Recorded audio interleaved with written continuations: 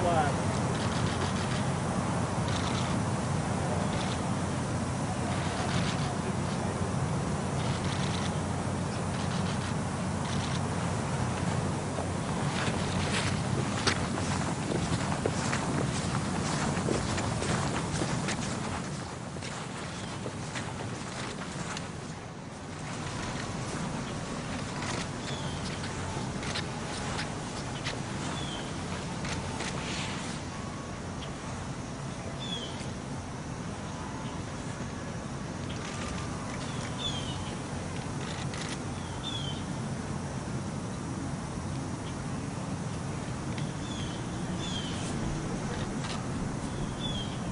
Huh?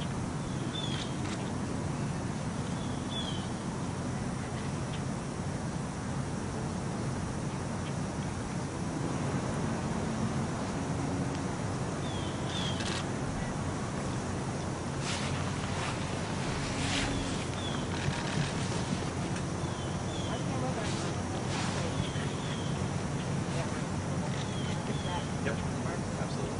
Let's do it. Okay. Okay.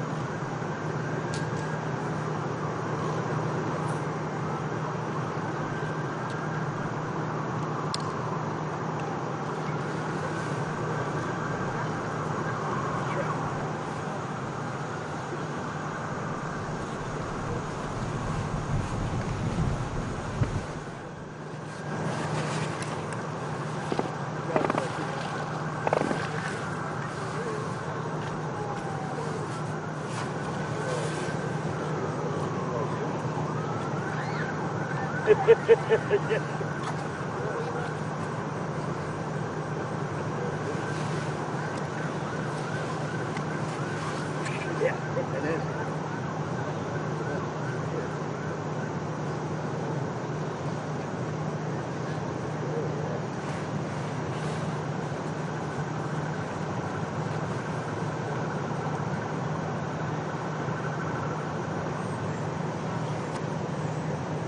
just so you know, this camera's sending out audio.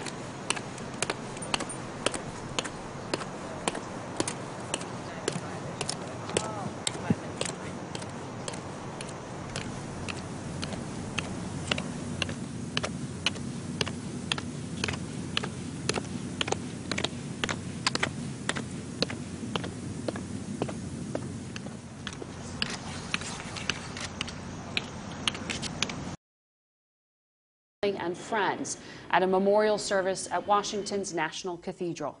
Joining me here in our Washington bureau is CBS contributor Bob Schieffer, John Dickerson, the co-host of CBS This Morning, and CBS News political correspondent Ed O'Keefe. It's so good to have you all here. I know Senator McCain was so often at the table talking to so many of us here. And Bob, you've known him for so many years. You covered him. What we're watching today, it feels like a head of state. It really does. And when you look at the guest list for the funeral here today, the people, the foreign leaders who have come here, it's like when a president dies or something. I can't recall when a senator has had this kind of a turnout. I mean, people from all over Eastern Europe, the president of Ukraine, one after the other coming here. And I think it's just testament to the high regard in which he was held, not just in our country, but around the world. Presidents, prime ministers, as you say, from Eastern Europe in particular, the symbolism not lost that John McCain was a defense hawk, but a strong sort of moral leader on the diplomacy side, John, when it came to standing up to Vladimir Putin. Well, that's right. And we'll hear today the kinds of words, the big words that we use in American life to talk about the key American things: courage, honor, duty, patriotism. And they won't just be the kinds of words that a speechwriter writes. I mean, John McCain carried in his bones, the broken ones, his duty, courage, and honor in the service of his country. And so this is it's all the people who are attending, but also just in the language and in what we're going to hear really gets at the core of what we celebrate as a nation. And that's a part of what's happening today as well. And no part of today's ceremony is accidental. The senator himself really orchestrated each step of this. That's right. Well, his famous last kind of big speech in the Senate was about regular order, the idea that Democrats and Republicans would fight like heck, but still follow some basic rules. And his having a Democratic and a Republican president speak, two people against whom he fought like heck, echoes that message. And that was all designed by John McCain.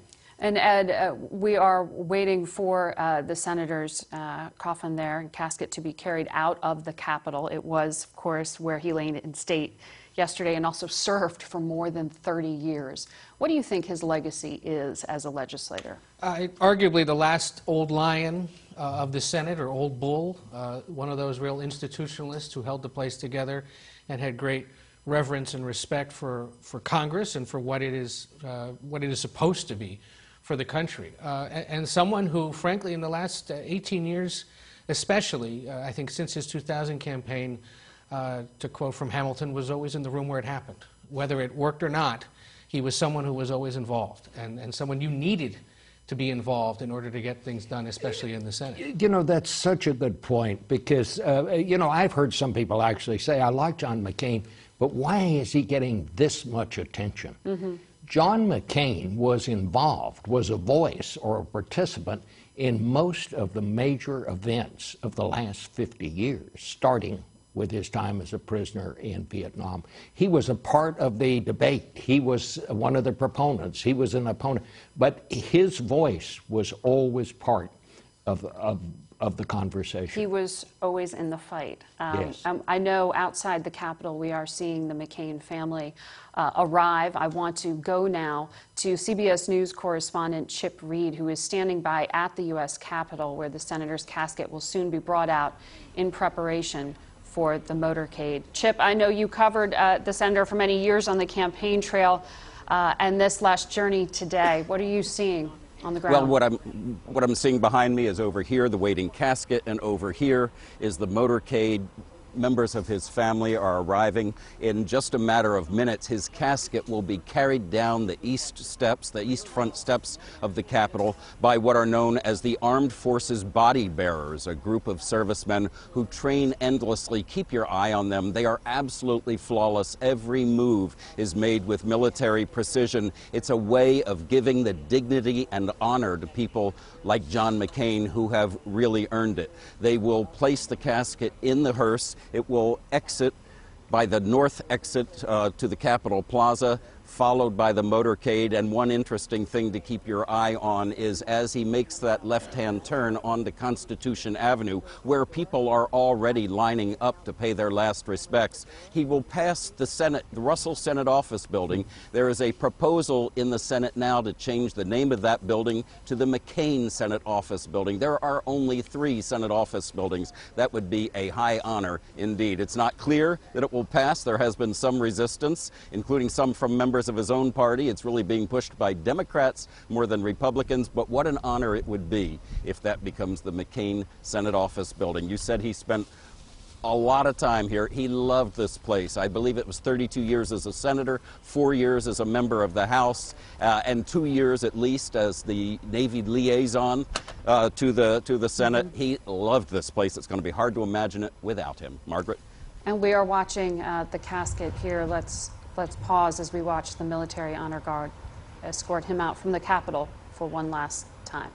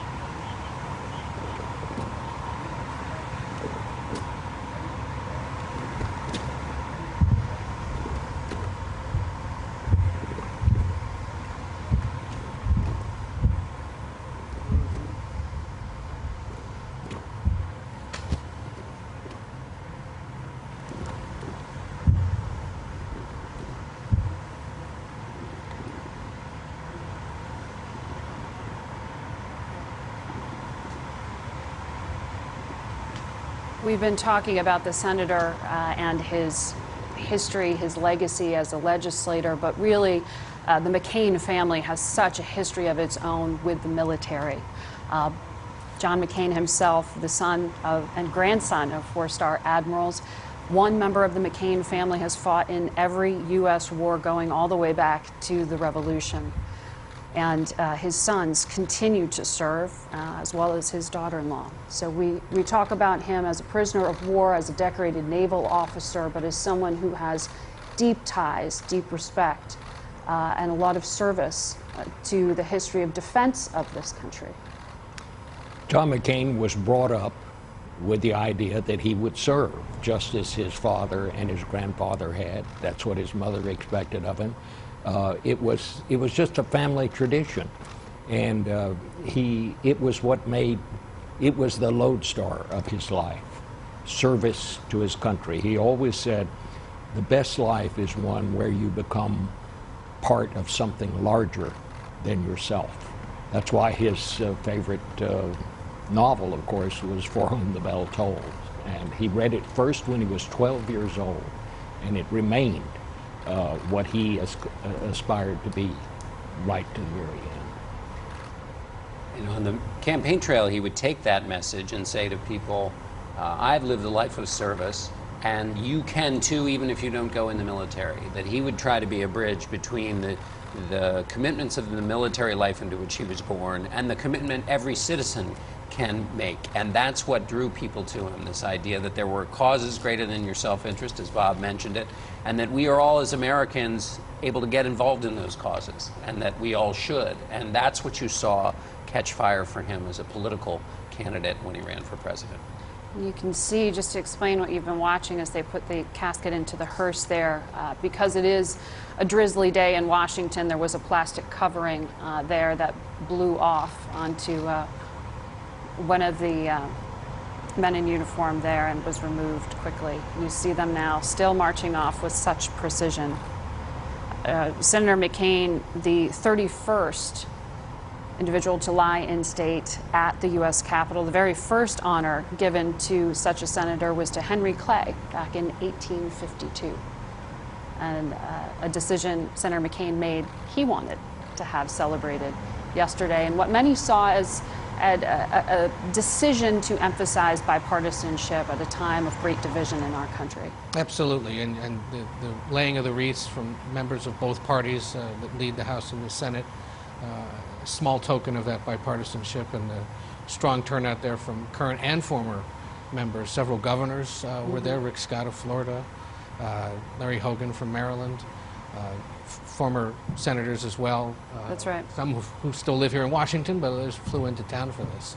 And a fair amount of the diplomatic corps here in Washington. We forget that they are always invited to these types of events, and he's one of the few people in that rotunda who might have known all of them by name. And they Right. showed up. Absolutely. Yeah. They were there. A great advocate for American diplomacy as well. I want to go to Chip Reed, our correspondent there at the Capitol right now.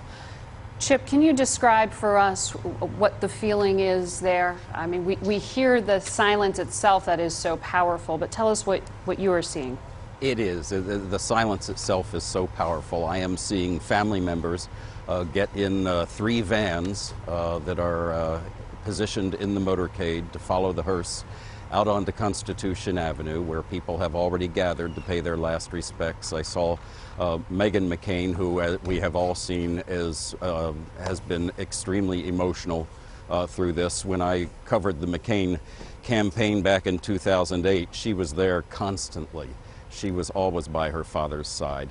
Cindy McCain, Senator McCain's wife, also got into the vans. Yesterday there were about 21 members of the family, not quite as many this time. I don't think there were any grandchildren here. He has 5 grandchildren and 7 children, as you know, and lots of spouses and a brother and a sister, and of course his 106-year-old mother, Roberta, who is listed in the press guide as 106 years young, which is very, very much a statement of fact. I did not see here, I'm not sure if any of you did, but they're waiting for the hearse to begin moving behind a police escort and then head out onto Constitution Avenue. This, the final goodbye to John McCain from the place that he loved so much.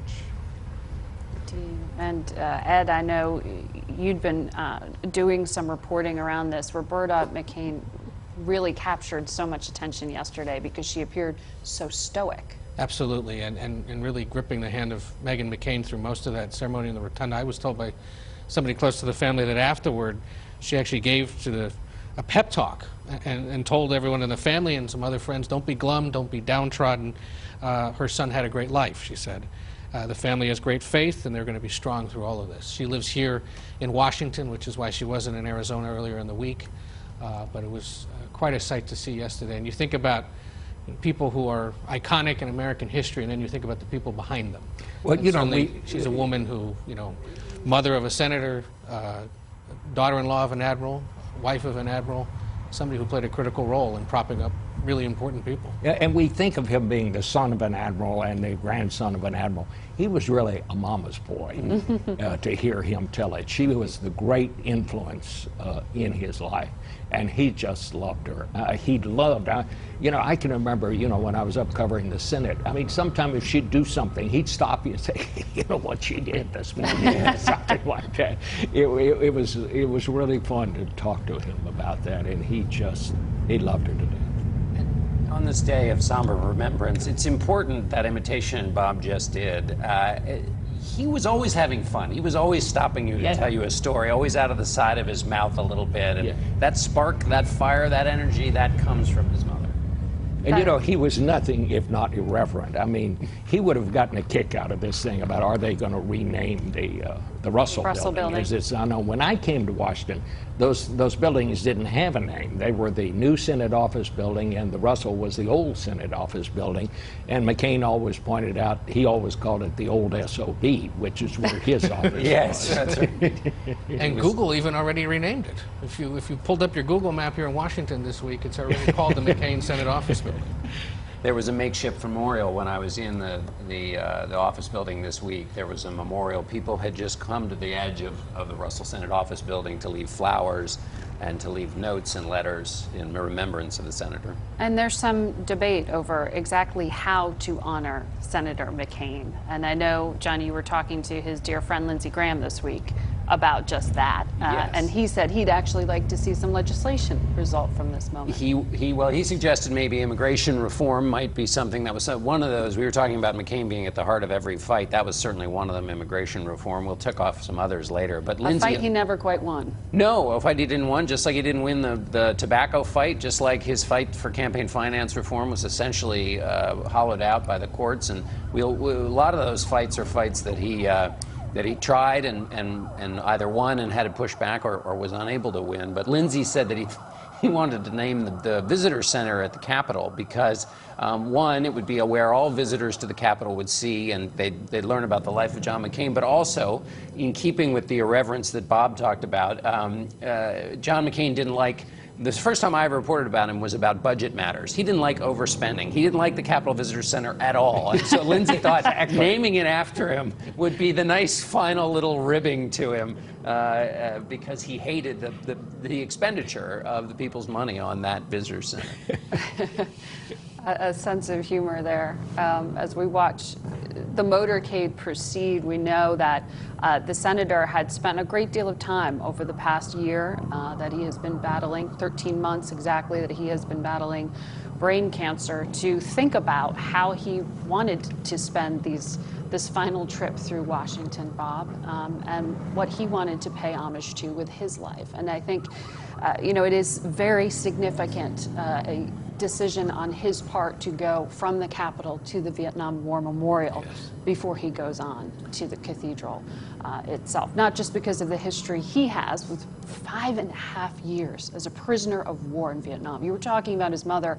I know in some of his own writings about his parents, he said his mom didn't, at first, she didn't think he'd survived being shot down.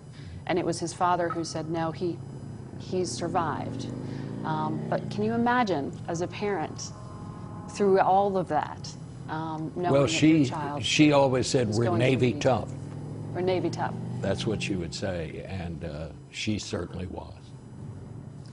Well, we know that the motorcade is, as I said, heading next to the Vietnam Veterans Memorial. Some 58,000 names inscribed there on the walls of that memorial, to those killed, to those missing. And John McCain used to make regular visits to the memorial in the morning, just quietly without any, fanfare or anything, but made quiet and regular visits to the memorial to remember, to visit with other families that were there. So this is a part of his, this would have been part of his regular Washington life, too, a stop by the memorial. I want to go now to our correspondent who is at the Vietnam Veterans Memorial, Mola Lenghi. Mola, what are you seeing there? I know yesterday there were veterans lined up at the Capitol to pay their respects. What are we seeing at the memorial today? Well, good morning, Margaret. You know, despite the imperfect weather out here on the National Mall, we're seeing a similar line that we saw yesterday at the Capitol. Right over my shoulder, you can see folks lined up, sort of establishing a wall there between us and the Vietnam Memorial, all out here to pay their respects. People looking on, trying to get as close as possible. It is quiet. It is solemn out here at the moment. Some veterans out here, Vietnam veterans we've seen, sailors in their dress whites. All waiting for the McCain family who, as you mentioned, on their way, arriving here at any moment to pay their respects. It's a nod to the senator's service coming out here to lay the wreath and to pay their respects to, as you mentioned, the 58,000 veterans whose names are engraved on that wall behind us. You mentioned this is a very conscious stop, deliberate stop that is being made here at the Vietnam Memorial. And the late senator, as you guys also mentioned, liked to come out here without any sort of fanfare, without any publicity, liked to come out here sometimes early in the morning to pay his respects. He liked to come out here late in the evening as the sun was setting, he said, and described this location as a place of healing. But he did admit that it took him a while to sort of come around. You know, at first he described thinking the design was a little bleak, but then he'd tell a story about coming out here one morning and looking on and seeing a couple of veterans who clearly didn't seem to know each other, but struck up a conversation.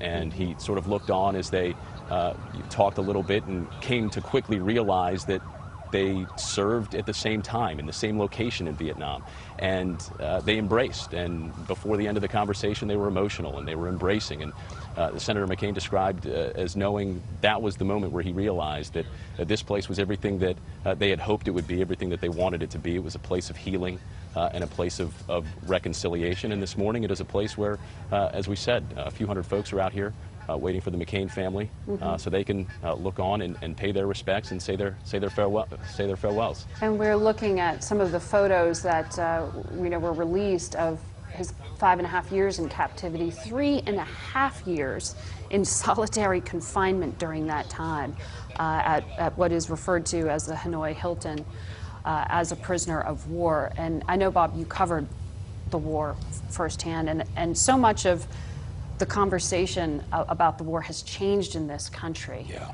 And John McCain played a very big role in doing that, in ending the war about the war. He played an enormous role in that. He was, as you all know, was very important and played a key role in getting the remains of many of the missing back into this country. And then, of course, John McCain went to Vietnam and asked for and forgave his captors, the people who had tortured him.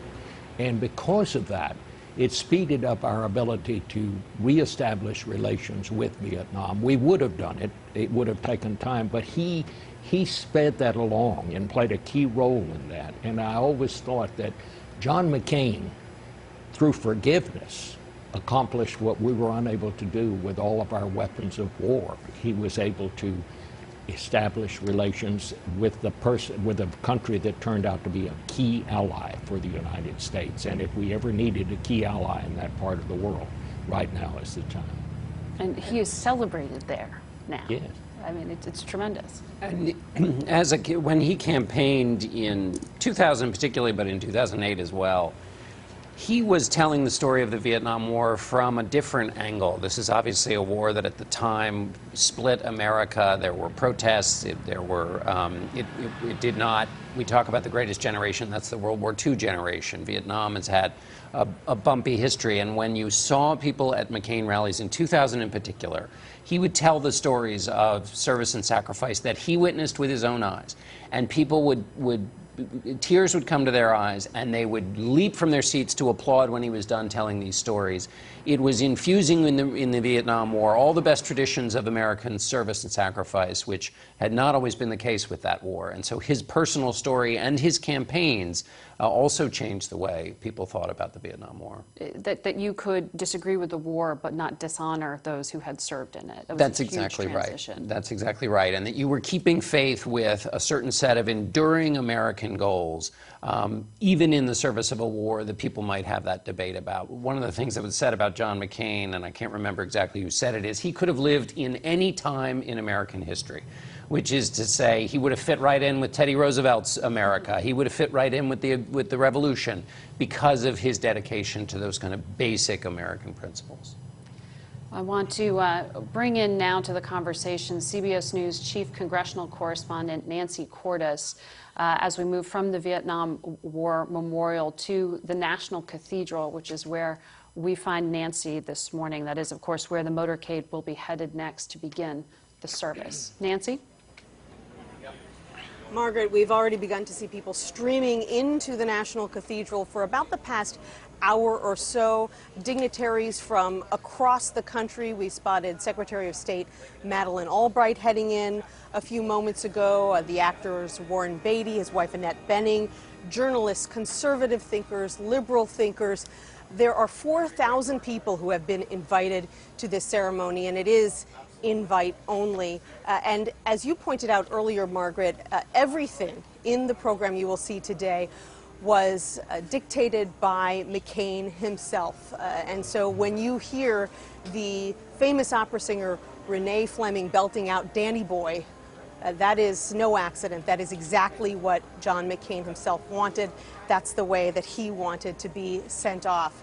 I'm here this morning with Senator Tom Udall of New Mexico, a Democrat, served in the Senate for the past decade with John McCain.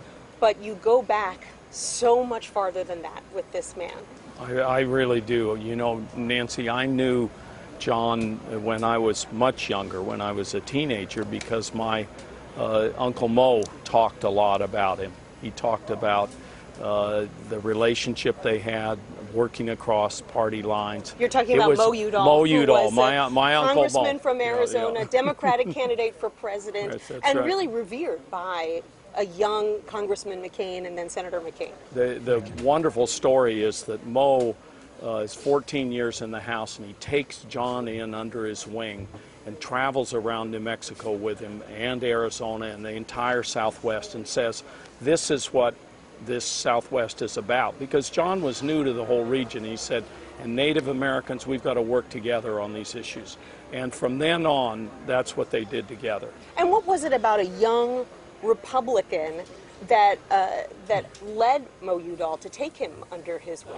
I think he saw the promise in John McCain and saw that he had a real core and that he really cared about bipartisanship, really working with the other side and tackling the big issues. That's the thing to me that is just so different about John McCain, is he had those core issues, whether it was climate change or immigration or on the issue of health care, where he said you didn't follow the regular order, so I'm voting down the health care. I mean, he was just a special person to all of us, but especially on the Democratic side, where we don't have much of that anymore. That's the thing I'm going to miss the most, I think. Well, I know you'll miss him on a personal level and a political level. Senator Tom Udall, thank you so much for visiting with us this morning. Real pleasure. Thank you. Margaret? Nancy, thank you. And we are watching there on the screen not only the split screen of the Vietnam Veterans Memorial, those more than 58,000 names inscribed there of those who served alongside the senator on the battlefield, but also on the right side, those who served alongside him in Congress. You were seeing a number of sitting senators gathered from both parties, along with some celebrities. I mean, the guest list here, Bob, as you were saying, it reads like that of a head of state. Governors, you've got presidents, foreign ministers, prime ministers, and of course, John, we also see prisoners of war who served with him. Yeah, that's absolutely right, and there'll be his pallbearers also on Sunday, those prisoners of war who served with him. And I talked to one of them, John Furr, this week, who was in the Air Force, who was in captivity for almost 6 years as well. And he talked about seeing McCain every time he saw him on TV. You know, he would stop and just and watch him, and he said he never forgot us, all the people that had been with him. And they're paying honor to him today. You know, among that group, Edward Alvarez, who was the first prisoner of war. At first, he was the longest in prison there, but what a remarkable group. And you're watching now widow Cindy McCain, walk with a number of Trump administration officials surrounding her there. You see Secretary of Defense Jim Mattis by her side, and another Marine, the Chief of Staff to President Trump, General John Kelly, walking beside her. Kelly was also a friend, as was Jim Mattis, Yes. of Senator McCain, surrounded there as well by all of his children trailing behind him. And the history of service, the ties to the military there, they are paying honor at the Vietnam War Memorial to all of those who have fallen. And, you know, Senator McCain was often credited with visiting the battlefields up until the very end. Yeah. He would show up in Afghanistan. I remember it was breaking news. He crossed into the battlefield in Syria, of all places. I think one of the very first U.S. officials to even consider doing that. His age did not give him any kind of a pause there. Well, you know, I remember asking him once on Face the Nation when he was in Kiev or someplace, and I said, you know, aren't you putting your life in danger? And he just started laughing. He said, Bob, I'll die in bed. I'm going to die in bed. Well, Yeah. And he used to, you know, on plane flights, he used to do that too. When you campaign with him, you know, you never fly around weather in campaign planes. And he would always say, no, don't worry about it. I've crashed 2 planes myself, or 3, I think, actually. And he's like, it's not, we're going to be okay. McCain's don't, you know, don't go out in plane crashes. So he had that fatalism to him. And, you know, he wanted to go. Lindsey Graham talked about this week. He wanted to go and speak face to face with the generals. He said, and the people up and down the rank, because he thought that was the only way you could really figure out what was truly going on.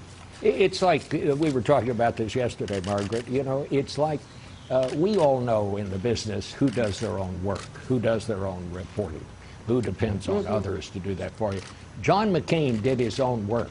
He did his own reporting. He went, he saw, he talked to the people involved, and then he came back and reported. I want to underscore just the importance as well of acknowledging that both the Secretary of Defense and the Chief of Staff to President Trump are there with Cindy McCain today, because of course when we talk about the deep divide between the President and Senator McCain, it was that moment that comes to so many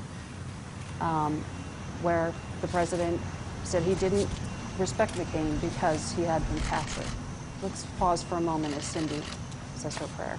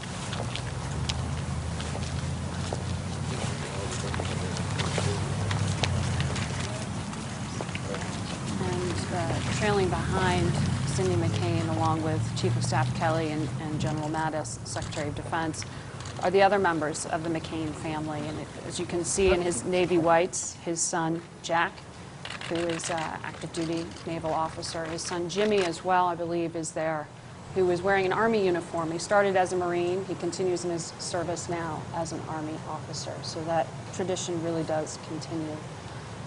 But just to pick up on where we left off, you know, President Trump has been an advocate, he said, for the veterans community, which is why it really was such a shocking statement when he questioned Senator McCain's service It was. in 2015. And of course, we all remember thinking, well, that's it for Donald Trump, and it'll be over in a few days. And of course, it wasn't. And that was, I think, a realization for so many involved in American politics that we were in a different space. And ever since, of course, they've been at odds on just about everything, from temperament to policy. And no surprise that it continued this week. I spoke with somebody close to the family who said they in no way were in contact with the White House this week or conveyed their concerns about how the president comported himself last weekend especially.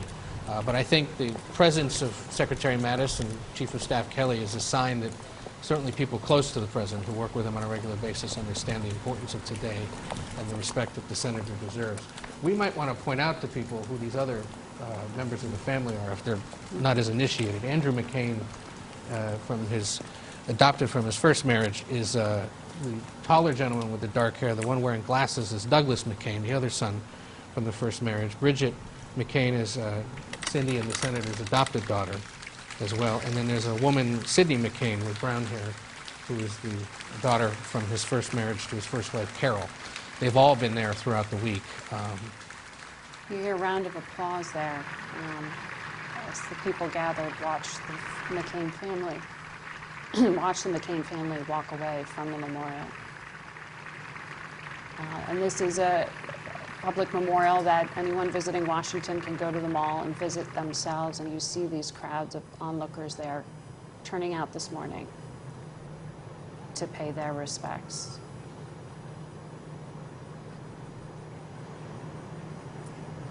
You know, you were talking, Margaret, about how, and John, how he used to go down there, you know, by himself. He'd just go, nothing, it wasn't a press photo op or anything like that.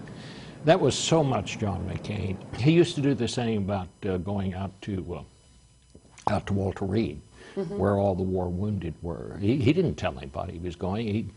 He called me up one day and said, I'm going to go out there. You want to go with me? And I knew it wasn't to do a news story or anything. He just wanted to make sure that I saw what was out there. And he would just go, and he did that a lot. It was not just every once in a while. He just felt it was part of his duty to go out there and kind of check on the guys and see how they were.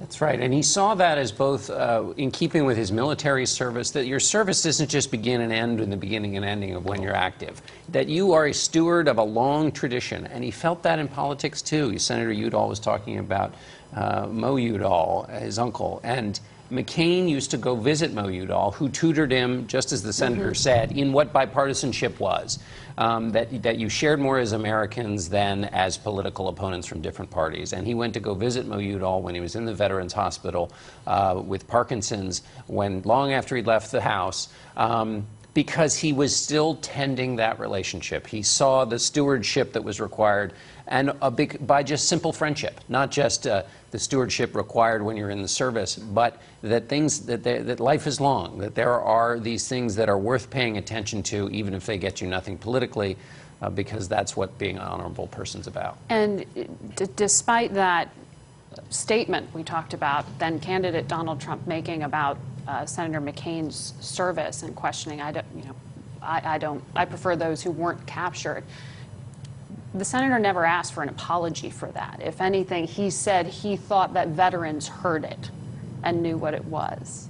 He saw that as an offense to other veterans who had been captured and killed. And active duty, because if you are, God forbid, in the service and captured, what sustains you is that everybody back home thinks you are a hero and thinks you were captured in the service of your country, maintaining all those ideals that we put at the center of our public life, and that tending those at home is part of an American duty. And so to suggest they're somehow lesser is an offense not just to John McCain, but everybody who is serving presently and has. And I'm not just making that up. This is what POWs I've talked to have said, and members of the military have said. That was their reaction to those remarks.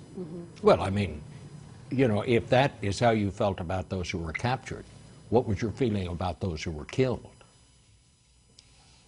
I mean, the logic of trying to sort all that out is, well, this today is about John McCain. Exactly. Exactly. We'll talk about that. Well, we want to go to one of those veterans as well down there at the memorial, and to CBS News correspondent Mola Langhi, who has been there throughout the visit. Mola? Good morning, guys.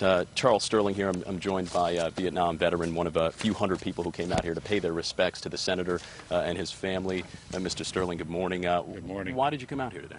Well, first of all, I believe that Senator McCain was definitely a hero to our country.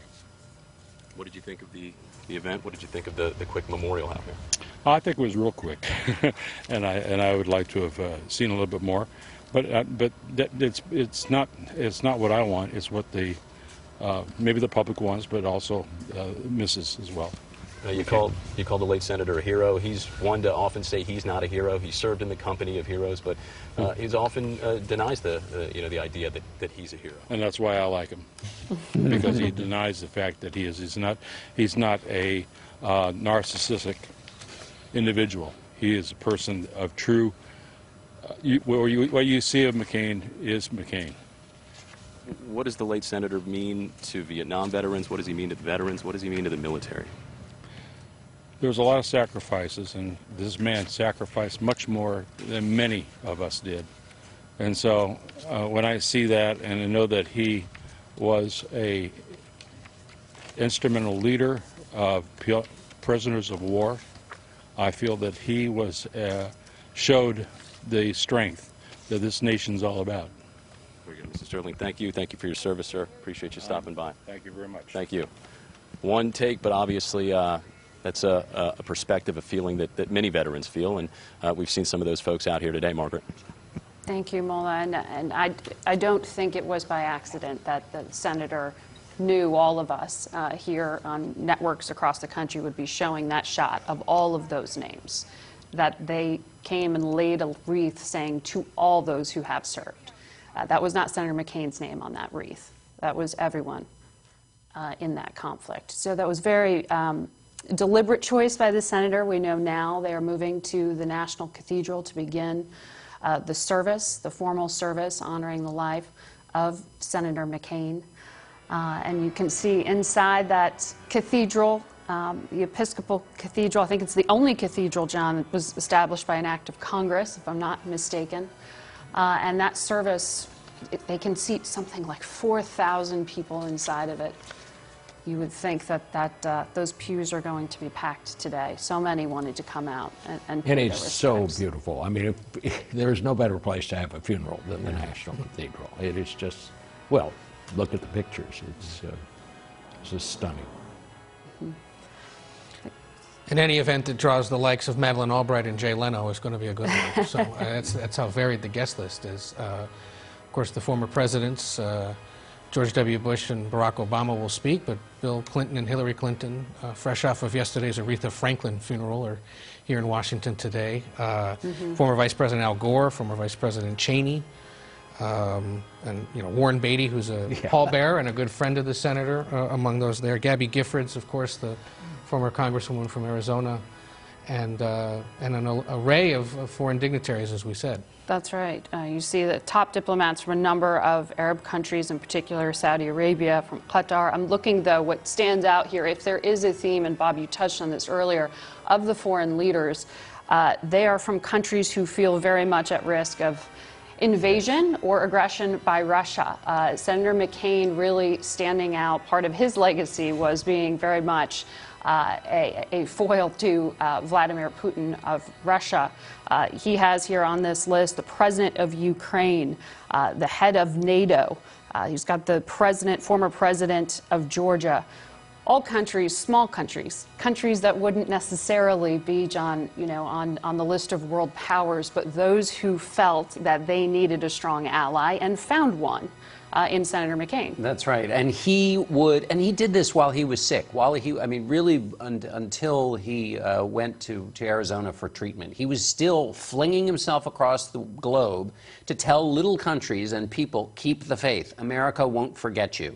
And something like NATO, for me, NATO, the Senate, his military career are all of a piece. And what is that piece? That piece is you have these agreements, these institutions, these alliances that you tend, because it's not always wonderful in the world, and you need your friends in moments of crisis, and you need a beacon for small countries under oppressive regimes to be able to look to a beacon and say, perhaps we can get their assistance. There is somebody out there who is on our side. And if you don't tend those fires, if you don't keep those alliances and keep the structures, that those people in faraway places lose faith. And it's a line of defense that the senator felt that the United States was weakening on, which is why he felt so strongly about defending it in the past few years. And he never apologized Right. for the United States playing a major role in the world. Now, the president, former president of Georgia, said he got a call from John McCain when Russia had invaded and said, just say you won't surrender, say you won't surrender. And he said, well, what does that mean? He said, people like to stand with those who say they won't surrender. Just say that. It'll be like Churchill. We saw just there former House Speaker John Boehner. There's the current House Speaker, Paul Ryan. We saw former House Speaker John Boehner talking to Mitch McConnell. Boy, I'd love to know what they're talking about. Lots of interesting conversations today amongst people with an aversion to sitting still. So they're going to... There's Al Hunt, Yes. formerly of the Wall Street Journal, and now Bloomberg, and Jake Tapper of CNN. Lindsey Graham told a story of just what you were saying, Margaret, was McCain and Graham were on the road somewhere. He couldn't remember what country they were in, but McCain read a news report about an adjacent country in which 500 people had been killed. And he said, we got to go there. And Senator Graham said, what, do you want to be the 501 and 502 who were killed? But he wanted to go because he saw people who were being oppressed and wanted to say, America stands with the oppressed. And that's what made his itinerary. Where were people being oppressed, and where did they need to see that there was a possible lifeline for them? There's been a number of op-eds and pieces written by those honoring the senator in the past few days. One of them that stood out to me, I saw just yesterday, was a former prisoner of war in Egypt, or prisoner, I should say, political prisoner in Egypt, who said, you know, he had never been a Republican, he had never supported a Republican, and he saw his name in print. He heard a senator stand up and say his name, this American citizen jailed in Egypt, and he said, without that, I'd probably still be in jail. And who will that voice be now? Because, as we say, it wasn't just about defense, it was defending American values. And that is a question from so many of these elected leaders who are gathered at the cathedral. Who steps up into that role? And in some ways, that's the question. Is that the challenge that John McCain is putting forth here? Give me a week and I'll come up with a list. You don't have one ready at hand. I don't have one right well, now. There is a way. I don't think there'll ever be another John McCain, but who will become the conscience of the Senate? It's a test. I mean, these 5 days have been a test, which is that all of these characteristics have been lauded by people continuously.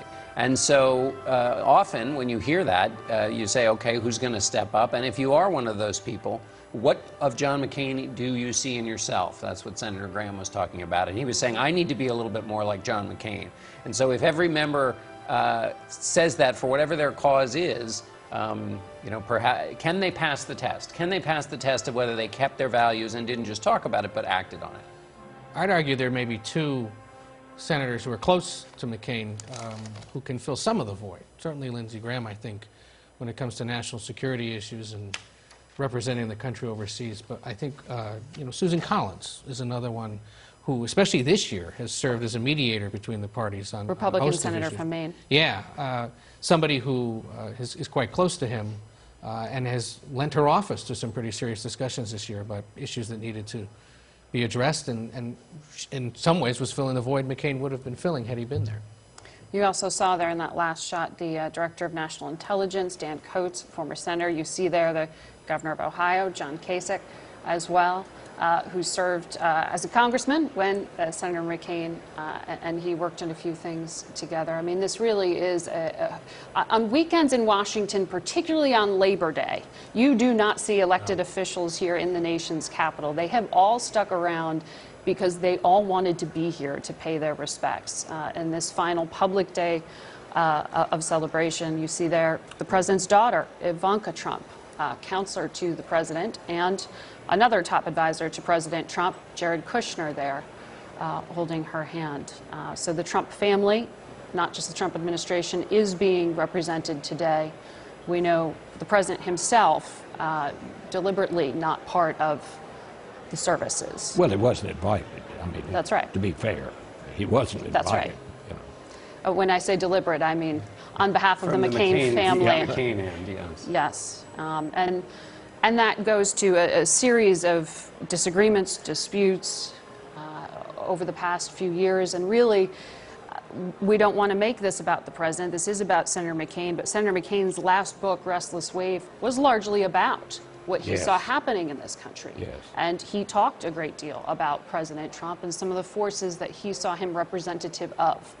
A symptom, really, is what he described him as some of the frustrations he had with nativism, as he called it.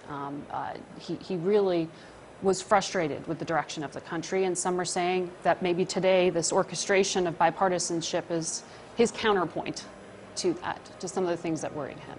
Well, and it'll be interesting to hear. We saw some of this in Arizona at the service for him there from former Vice President Biden. The extent to which President Obama and President Bush speak to that, or do they keep this just about John McCain? I mean, again, what John McCain is a symbol of something, and so what is he a symbol of? And then what do we do with that? Do we just say, well, this is nice, or is that a beacon that Americans in public life, all of us engaged in public life, that we move towards? Let's put that question there to Nancy Cordes, our correspondent, who is accompanied there by Senator Jeff Flake of Arizona. Senator Flake, thank you so much for joining us today. You have been such an integral part of all of these memorial services this week. And so I guess I'd just start by asking you, what has struck you most about the outpouring we have seen from both sides of the aisle, from public officials to people who never met the senator? Well, I can tell you, we're not surprised at the outpouring from the Senate, from his colleagues. Everybody loved John, either side of the aisle, whether they agreed with him always or not. But what's been just completely mind-blowing is the reaction across the country. It's as if they are wanting to remember politics this way. Right. When people saw the humanity on the other side, and I think that's why this week has been so special. It's I think blown us all away at the reaction. He was, in so many ways, an inspiration to you when you came to the Senate 6 years ago, probably even before that. But do you think that someone like John McCain, with his political profile, very conservative on some issues, willing to work with the other side on other issues, could get elected in Arizona today? Not right now. For the first time? Not, it won't always be this way, but right now there's no political reward for doing what John McCain did, reaching across the aisle. Not demonizing the other side. All the incentives are wrong right now. But it won't always be that way. Anger and resentment are not a governing philosophy. And sooner or later, the voters will again value somebody like John McCain, who stands on principle but understands that you need to work with the other side. And somebody who can forgive his Vietnam tormentors and torturers, I think tells us we can certainly forgive each other for little offenses and work together in the Senate.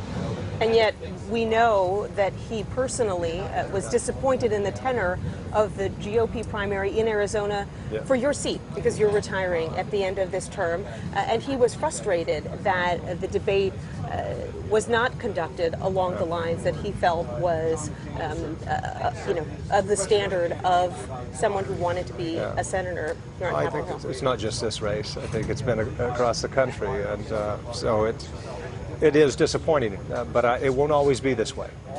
This fever will break. What gives you that faith? What gives you the sense that this is going to change? I think we both felt this way. John and I sat down a few months ago on his deck for over an hour, talked about Arizona politics and politicians come and gone, and he talked about his optimism that people would rise up again, and that their service would be valued.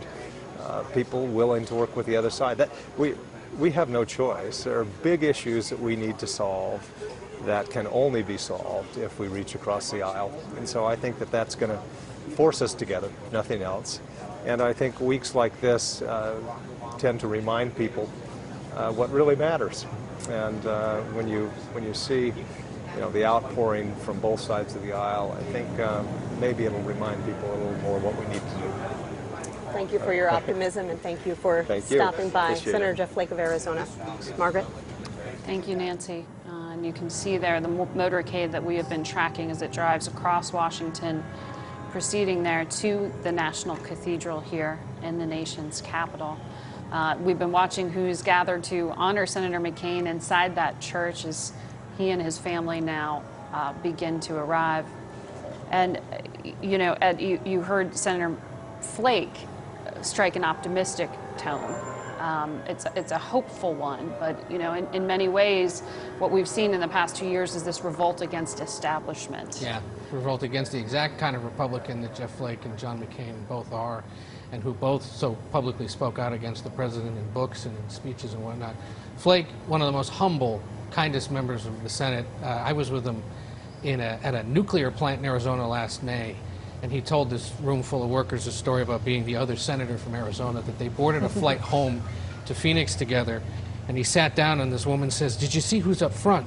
Oh my gosh, John McCain is on the plane." And he says, yeah, so he is. And the woman looks at him and thinks, where have I seen you before? You look like a professional golfer. Yeah. Have you ever seen him before? Have you ever fly to Washington often? He goes, about as often as John McCain. Silence. And the man in front of the two people, in front of the senator and the woman, says, "Hey, lady, that's your other senator from Arizona." That's why he looks so familiar. So he knew his place in the relationship, and he considered himself the other senator from Arizona. Well, as Nancy alluded to there in her conversation, both of those seats have been opened. And this isn't just about the president. It's we're going to see, starting next week, a fight over a Supreme Court nominee. And that will encourage all of the people in the Senate to revert to that structure that Senator Flake was talking about, that encourages people to behave in a way that is not bipartisan. And that's why John McCain, when he talked about regular order, Bob and Ed know about this from covering the Senate for so long. What is regular order? It is a system of doing things, structure that forces people to compromise. When you take away that structure and everybody has all their self-interest not to compromise, then the system doesn't force you to get in the middle. A former colleague of mine, David Plotz, talked to McCain about boxing once. And boxing is fighting, right? But there are rules. You don't hit below the belt. You don't kick the guy in the shins. And that he thought that was a nice metaphor for the way John McCain believed. You should keep the rules so that you can then have a really good fight, and then at the end of the fight, figure something out. But that's why he was so focused on the order of things, because the order is what allows the compromise to happen. In late 2012, when there was a proposal among younger senators to do away with the filibuster, he spoke out. I found this in my notes yesterday, and to your point, John, he said if a senator wants to block legislation, he or she should go to the Senate floor and voice their objection. It wasn't that you were going to win that fight. It was that you could at least have the conversation. And if it didn't go your way, so be it. Those were the rules. It didn't mean you had to ultimately prevail. And that, of course, part of the frustration that he voiced around his decision to vote that thumbs down in the middle of the night on the president's attempt to repeal what is often called Obamacare. That there wasn't regular order, that there wasn't a process, that there wasn't an actual conversation to be had to talk through a very significant decision he felt was being made. But John McCain, Joe Biden, the people from that particular generation, they could go out there and have a knockdown, drag out, and then walk off the Senate floor and leave all the bad rhetoric and stuff on the Senate floor. McCain himself would tell about, when he and Kennedy, Ted Kennedy, would go at it. And he said one day, we just ran these two freshmen off that had started the debate out there, and said we went at it and we walked off the floor, and Ted put his arm around me and said, boy, we really put one on for him today, didn't we, John? and that was what you liked and what attracted you to the people of that day. Because they knew while they may be fighting like cats and dogs today over one thing, tomorrow they might be working on something together, and that life was long, that there was a continuity, and that you had to recognized that it wasn't always about the next news cycle, the instantaneous news cycle. You needed them for long cycles ahead. Relationships in the Senate are always transactional. Yesterday's opponent is tomorrow's most critical ally. And you heard Senator McConnell yesterday say McCain brought an intensity to the people's business. I want to go back to the cathedral now to hear CBS News' Nancy Cordes, who is watching the procession and the motorcade as it arrives there at the National Cathedral. Nancy, who are you seeing? What are you seeing? A very solemn scene here at the entrance to the cathedral, Margaret. The hearse has pulled up, as you see, at the front doors. There is a military honor guard waiting here to remove the casket from the hearse and carry it into the cathedral. The guests, of course, have already arrived and have been awaiting this moment, a moment that we have seen play out several times this week now at a church in North Phoenix, at the Arizona State Capitol in Phoenix. So much respect being paid to this man who was not just a senator, but the bearer of a family legacy in the U.S. Navy, and who loved the military so much. Even after he served, even after he came back from Vietnam, served as a Navy liaison. When he entered Congress, he was a member of the Senate Armed Services Committee for decades. He led it for the last 3 years of his life. The military was so incredibly important to him, as you've heard Bob talking about today, but also government waste was very important to him as well, and it was very important to him that the military had what it needed, but also that the military and other parts of the government didn't waste the money that they had either. And we don't want to canonize the senator either. John, and he wouldn't want us to either, by the way. And he wouldn't want us to. And I hear Nancy laughing there. But I know you've talked about, you had a great descriptor. You said he had some scuff marks on his legacy, and he was open about them. Well, right, which is itself rare, that politicians admit mistakes. He sometimes would say, here, come sit down and let me tell you about all my mistakes. His view was, and that's what made his character durable. It wasn't just this thing set off in a case that everybody's supposed to admire. It was something that had been out there and had been beaten up. It had been, first in the 5.5 years, he would tell, be very specific about where he felt he let himself down and his country down during his time in captivity. But then on legislation and in battles, he would, when he was too hot-tempered or too short-tempered or when he bore a grudge. But he was constantly trying to get on the right side of that, trying to get back in the grooves of that standard that he tried to maintain. And that is the human thing. That is what people are complex, and he was certainly quite complex, and he was always looking at his complexities and trying to make it better. Even his blind spots that his friends would recognize that he still had till the end. Were ones that he would recognize and then maybe just not be able to fix. But that was absolutely a key part of his character. But he would really get mad. I mean, he would lose his temper, he always laughed about it later, but I mean, there's no question about that. And he said things he should not have said, but in the heat of battle. But I mean, he was the first to say, look, I'll never be elected Miss Congeniality of the United States Senate, but he managed to get by that. I remember once seeing a profile of him in 1999 and asking him, do you take medication for your anger? He didn't enjoy that question. But, and his colleagues, when he ran for president, who didn't like him because he behaved that way, said he lacks the temperament to be president because he's so gets into these fights. He doesn't, he's violent. He's not violent. He's quite passionate, which left some bruises. For those who ascribe that to his time in captivity, last weekend we were talking to Karen Tumulty, who had written an in-depth obituary about John McCain and said, no. His mother said when he was a toddler, he would get so mad, he would hold his breath until he passed out, literally, and that the Navy doctor told her to dump him in cold water to get him to stop. He was stubborn. And remember, John and Bob can appreciate this. You know, being called a jerk by him in the halls of Congress was one of the highest honors a congressional reporter could earn, and it sometimes meant he wouldn't talk to you for a few days or weeks. It never happened to me, but I can recall some colleagues approaching him and he'd say, that's "No, right. I'm not over it. I'm not talking to you. I'm not talking to your organization." But within months, and in some cases years, he finally would bring that reporter back into the But fold. you know, the other part was he had a great way to needle. I mean, he was always asking me, had I investigated assisted living? Well, you know, we're the same age, and he always accused me. I mean, we were these two old guys up there with all these young people in the halls of Congress. And during that 2000 campaign, what... I'm just looking, I think it looks like John Kelly there and here they Jim are. Mattis. I remember in that campaign, he'd point back to us on the camera stand and he'd say, well, that bunch of communists back there. But he was kidding, you know, and everybody knew he was.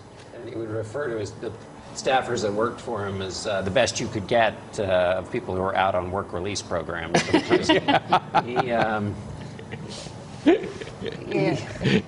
And you know, while we're on the McCain humor, I mean, I went back when I was writing about him a few years ago and listened to those town halls, and they would always begin with 15 minutes of basically Catskill humor.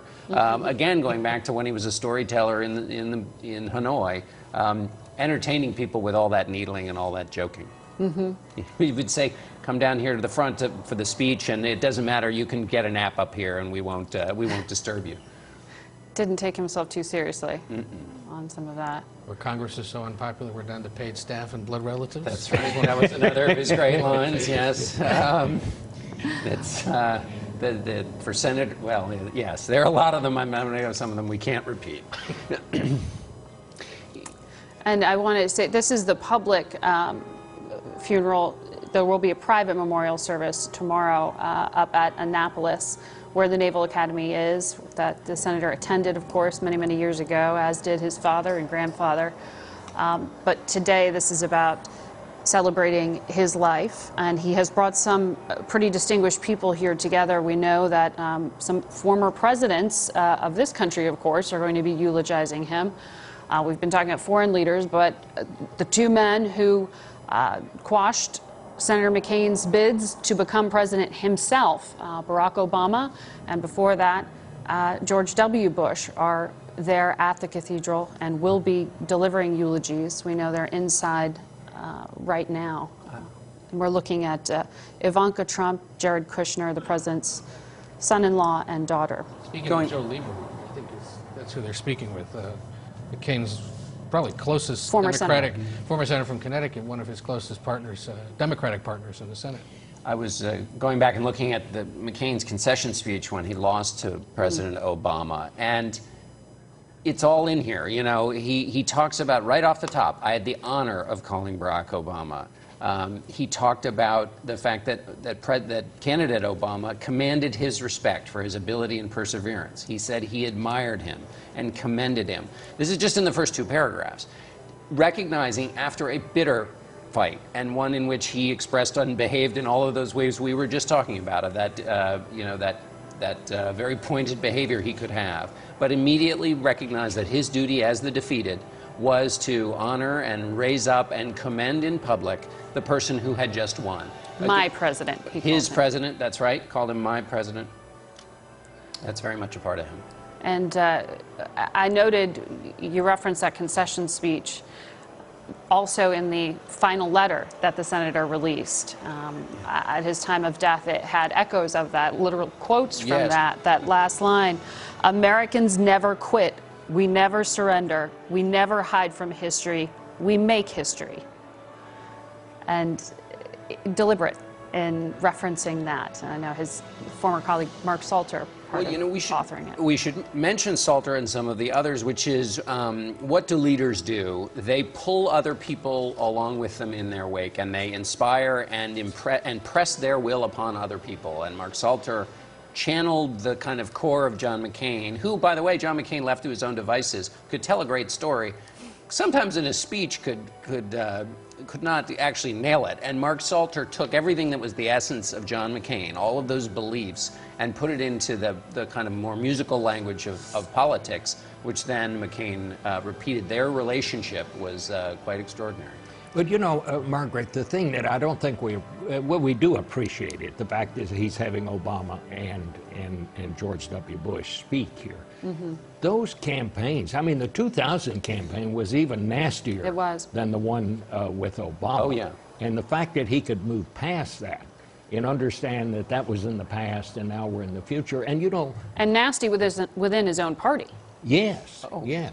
And when he lost, I remember asking George McGovern once, do you ever get over getting beat when you run for president? He said, no, you never do. He said, you just never get past that. McCain just went back to work. Right. He got over it. Mm-hmm. I mean, sure, it would always be a part of him, but he went right back to work. And it was almost like his therapy in some ways. He didn't miss a beat.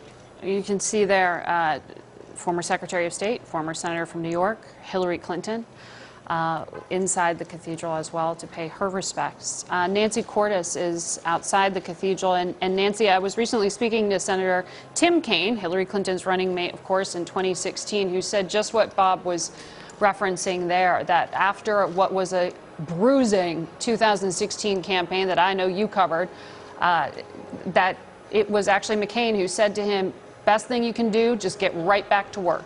Don't lick your wounds too long. Just get right back to the work in Congress. Nancy, are you seeing the Clinton family as well?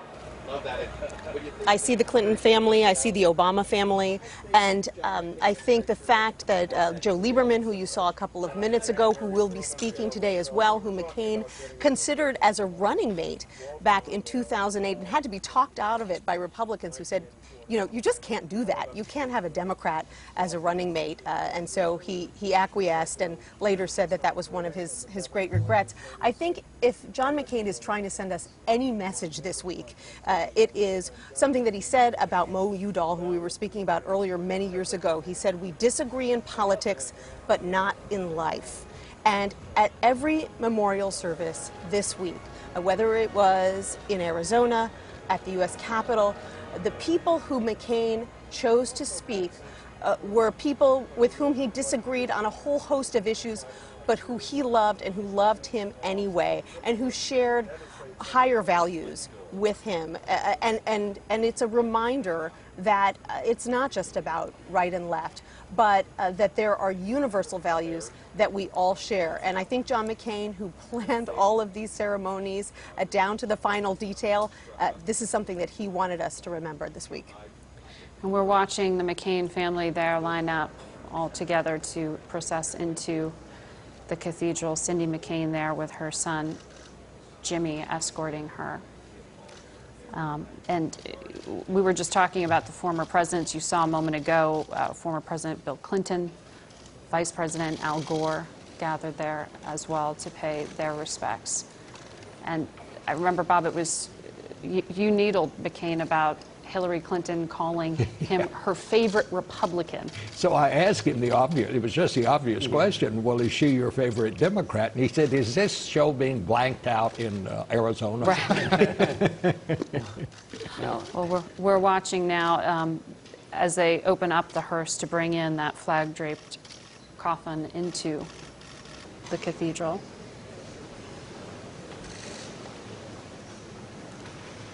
And it is, again, a ceremony that the senator himself helped to orchestrate and to plan, down to the choice of readings, music that will be performed. We know Danny Boy, the Irish, traditional Irish song, will be sung by Renee Fleming. He's going to get a producer credit on this broadcast.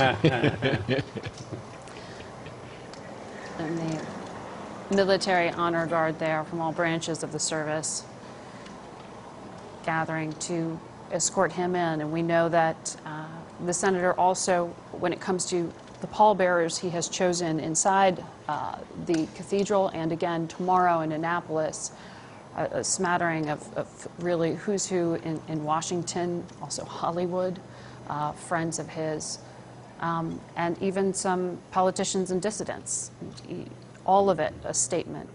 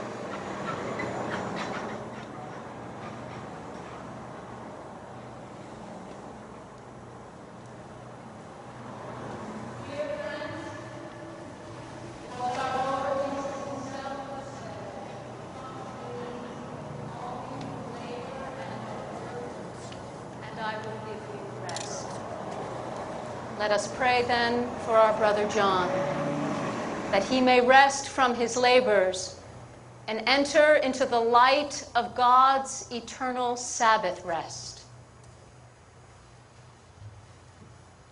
With faith in Jesus Christ, we receive the body of our brother John for burial. Let us pray with confidence to God, the giver of life, that God will raise him to perfection in the company of the saints. Deliver your servant John, sovereign Lord Christ, from all evil, and set him free from every bond, that he may rest with all your saints in the eternal habitations, where with the Father and the Holy Spirit you live and reign one God, forever and ever. Amen. Let us also pray for all who mourn, that they may cast their care on God and know the consolation of his love. Almighty God, look with pity upon the sorrows of your servants for whom we pray. Remember them, gracious God, in mercy. Nourish them with patience. Comfort them with a sense of your goodness. Lift up your countenance upon them and give them peace. Through Jesus Christ our Lord. Amen.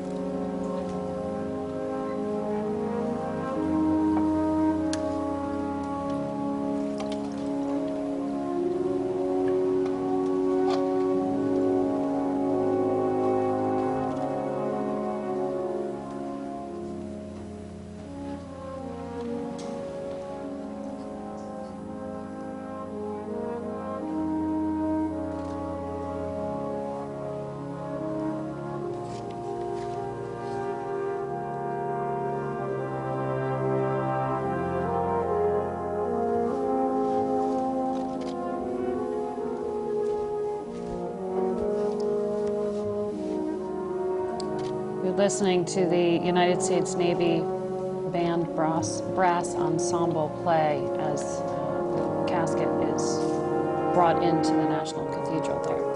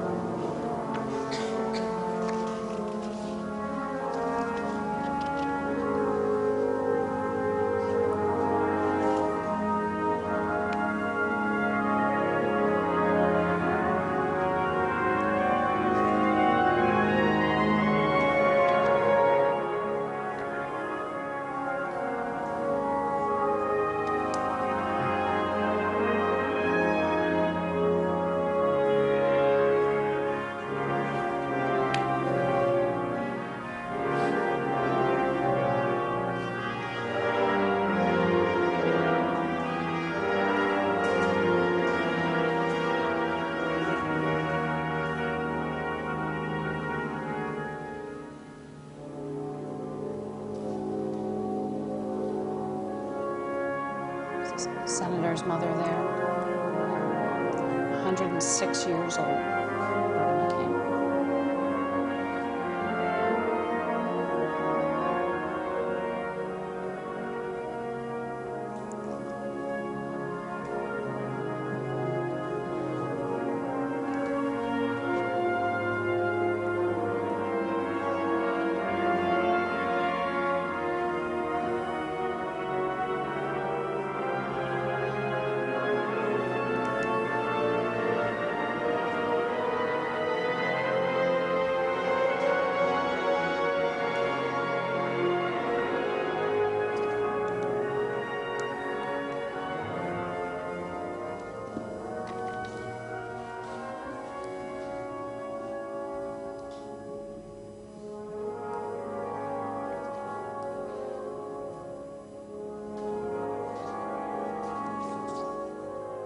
Minority Leader Chuck Schumer there, a number of senators. Now you're looking at the array of former presidents who have come, along with former First Ladies, to honor the life of Senator McCain, George W. Bush, Laura Bush, the Obamas, the Clintons. And there you're looking at a number of Trump administration officials. Director of National Intelligence, Kevin Hassett, Economic Advisor, Ambassador John Bolton, National Security Advisor to the President. And of course, John Kelly, Chief of Staff there, longtime friend of the McCain family. And Ivanka Trump, along with Jared Kushner, family members of the Trump family, personally representing him, and former Vice President Al Gore.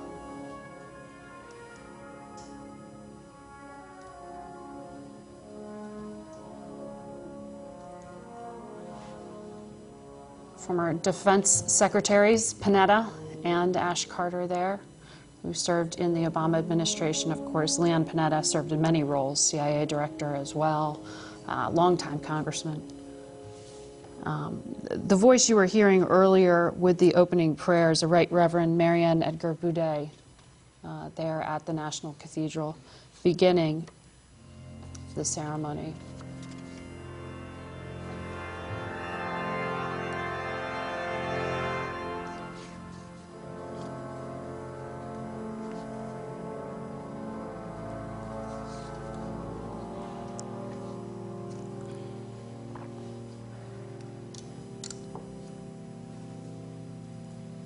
Of course, Henry Kissinger, former Secretary of State, National Security Advisor, someone whose fate was very much intertwined with John McCain. He, of course, negotiated the end to combat in Vietnam, 1973, and John McCain recalls thanking him after the fact for not personally requesting his release. Behind him, you saw the Republican senator from South Carolina, Lindsey Graham, longtime friend of John McCain, one of the three amigos, as his good friends in the Senate were called. We were talking earlier about Senator Lieberman as well, of Connecticut, being there.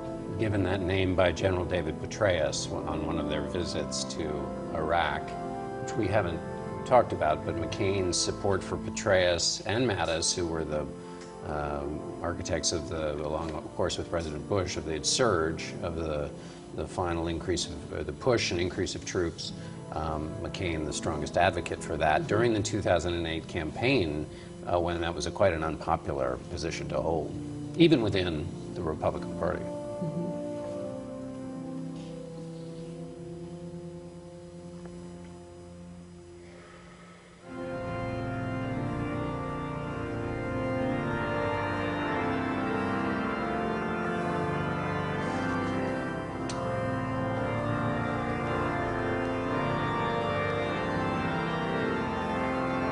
We were talking earlier about the hard-won, hard-fought battles politically within the Republican Party.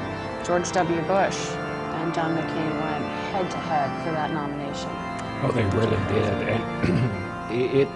And it just discombobulated the Bush campaign when John McCain beat them in New Hampshire in 2008. I mean, I remember George Bush had been my guest on Face the Nation the Sunday before the primary, and afterward he said to me, he said, "Bob, we're not going to just win, we're going to really win big here." They thought they had this thing locked down.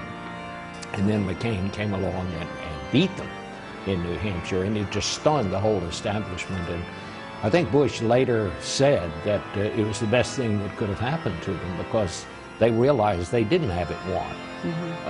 The sad part of it was the campaign really turned nasty when they went to South Carolina, and I think both campaigns did things in those weeks that they probably, in retrospect, wish they hadn't done. But Bush also went on to win and went on to win the nomination. But it was really, really mean. Yeah, it got very personal about Senator McCain's family, about his war service. It got about as nasty as it can get in that period between when Bush, as Bob mentioned, I mean, McCain he used to joke, he was at 2% in the polls when he started in New Hampshire, which meant with the margin of error, he might actually have been in negative territory.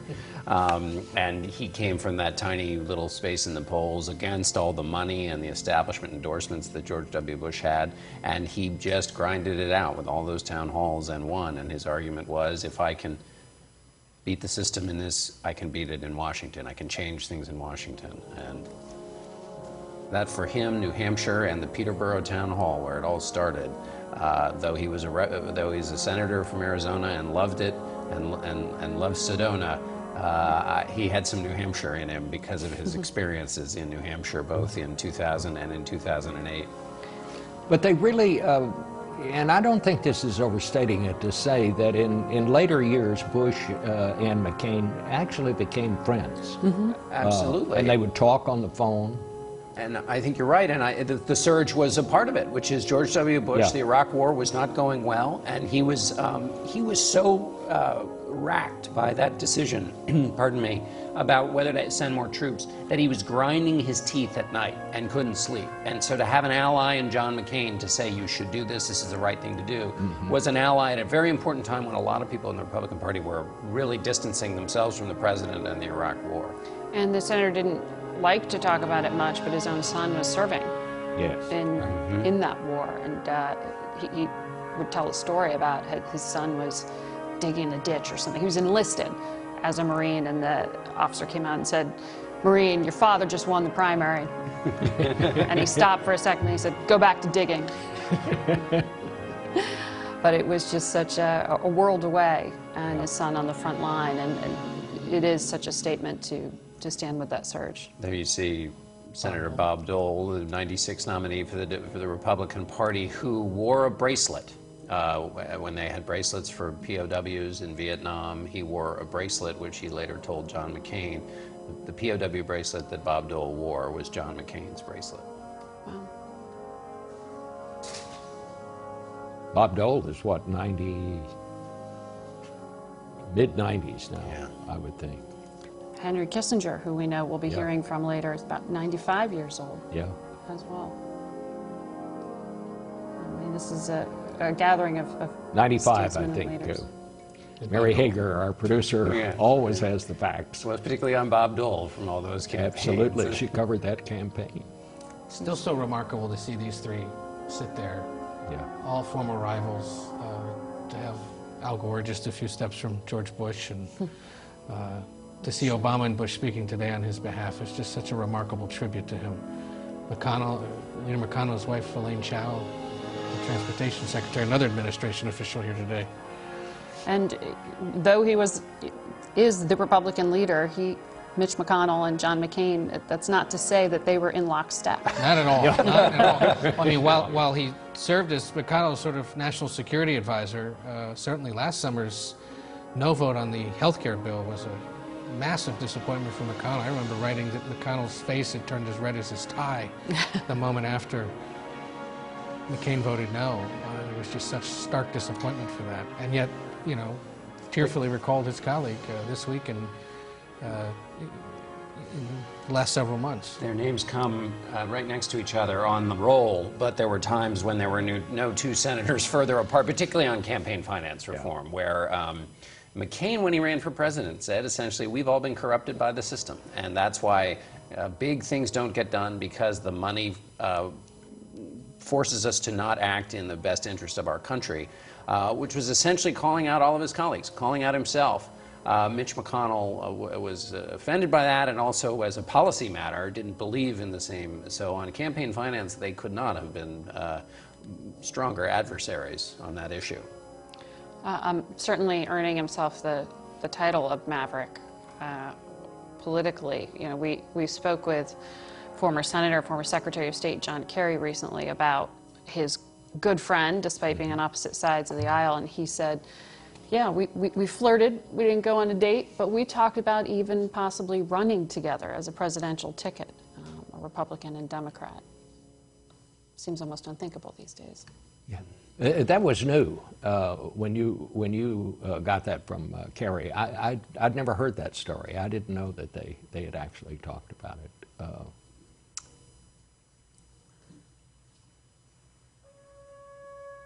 But the idea of putting Lieberman on the ticket, of course, you know, Also, they told him, his advisors told him, they said, you know, not only are you going to have people walk out of this convention, the Republican convention, if you do that, they might not even certify you as the nominee. To have an independent. And he literally blew his top. He said, okay, then you go find somebody. But they did. And they did. Sarah Palin. You see the McCain family there processing into the National Cathedral to take their position for this celebration of life. And we've heard from the McCain family a little bit this week in readings, but Meghan McCain will give a tribute to her father, and that will be very difficult for Meghan, but it really is quite an emotional moment we have just ahead of us at the start of the remarks today. Told the musical interlude you're listening to is Girl with the Flaxen Hair, being performed by the United States Navy Band Brass Ensemble as the family takes their seats. This is such a magnificent setting for something like this. I believe 3 U.S. presidents have had their funeral masses said at the National Cathedral. John McCain went to Episcopal schools, grew up Episcopal, but in the latter part of his life, as you saw earlier this week, celebrated and worshipped in the Baptist church out in Arizona.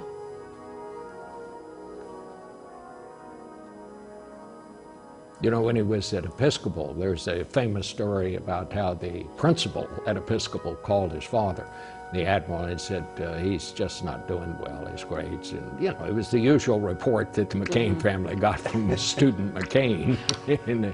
and his father said, have you caught him lying or stealing? And he said, well, no. He said, well, call me about that if you do. And that was John McCain. That was how he was brought up. That was his life. You're looking there at a shot, it looks like former Vice President Joe Biden there, who earlier this week out in Arizona spoke about their longtime friendship, even before John McCain was elected senator, but served as an aide, military aide on Capitol Hill to a young Senator Biden. He opened this week saying, Joe Biden, I'm a Democrat, and I love John McCain. He's one of 15 pallbearers that include former New York Mayor Mike Bloomberg, former Defense Secretary William Cohen, former Senator Gary Hart. Cohen and Hart were in his wedding to Cindy McCain. Yes, they were. And now we're pallbearers today. That's quite a tribute to their friend. Also, the only sitting senator, if I'm not mistaken, serving today as a pallbearer is Sheldon Whitehouse, a Democrat of Rhode Island, who traveled with him frequently overseas, and one of his close colleagues in the Senate. You know, Kelly Ayotte, the former senator from New Hampshire, she'll also be on the program She today. became the third amiga, I guess Yes, you could say, after once Lieberman left. Yeah. You know, those trips, that's where I was seeing former Secretary of Defense Ash Carter there. He used to go, before he was Secretary of Defense, on those trips to the Munich Security Conference with McCain. And, you know, these trips that he was constantly taking, this is where a lot of these friendships were built. You know, the Straight Talk Express was one long conversation in the campaign. When he was a senator, there was a version of that with his Senate colleagues and the academics he would have, and even sometimes journalists on those planes. And they would, for hours, as flying over the Atlantic, or the Pacific in some cases, chew through the issues of the day. And that's where a lot of these friendships were created and maintained.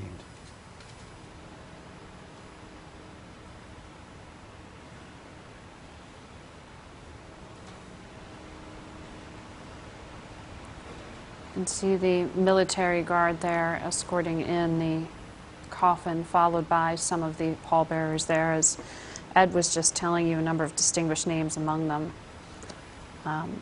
Also including someone we were talking about earlier, Mark Salter, dear friend of the McCain family, the founder of FedEx, Fred Smith, former Vietnam War, had served in the Vietnam War. Also, in another final statement, Vladimir Kara-Murza, Russian politician and dissident, who nearly lost his life twice after being, he said, poisoned by the Putin regime of Russia. That was a big statement by Senator McCain here as to what he thinks. I am resurrection and I am life, says the Lord. Whoever has faith in me shall have life, even though he die. And everyone who has life and has committed himself to me in faith shall not die forever.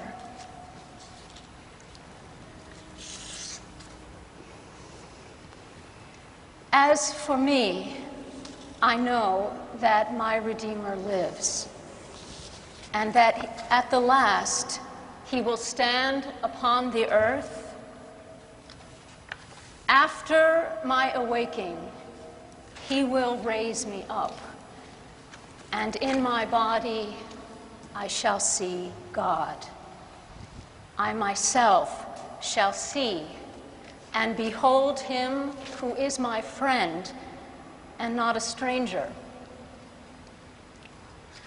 For none of us has life in himself, and none becomes his own master when he dies. For if we have life, we are alive in the Lord, and if we die in the Lord.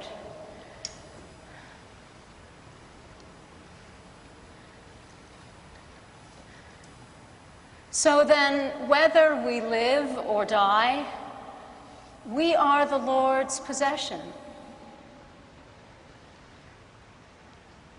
Happy from now on are those who die in the Lord. So it is, says the Spirit, for they rest from their labors.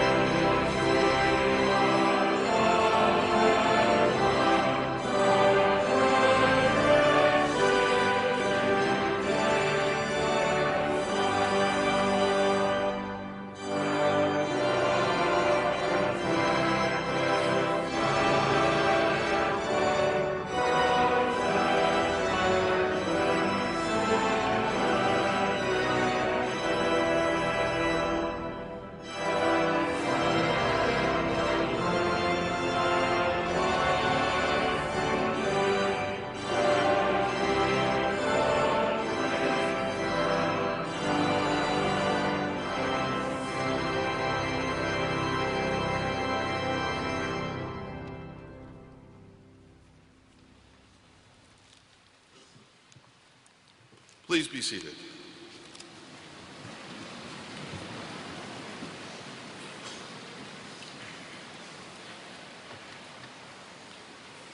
Good morning. My name is Randy Hollerith. I am Dean of Washington National Cathedral. On behalf of Mary Ann Buddy, the Episcopal Bishop of the Diocese of Washington, and all of us who serve our Lord at this cathedral, welcome. Welcome to this house of prayer for all people. It is an honor to host this service for Senator McCain. To Senator McCain's wife, Cindy, and his mother, Roberta, and the entire McCain family, our hearts are with you and with all those across our country and around the world who grieve the loss of this great American patriot and statesman. Today we give John Sidney McCain III back to the God of love who gave him to us. While we mourn his death, our faith tells us that beyond this life, there is indeed more life. And God never lets us go. So as the old prayer says, we gather to give thanks for all the goodness and courage that have passed from John McCain's life into the lives of others and have left the world a richer and better place.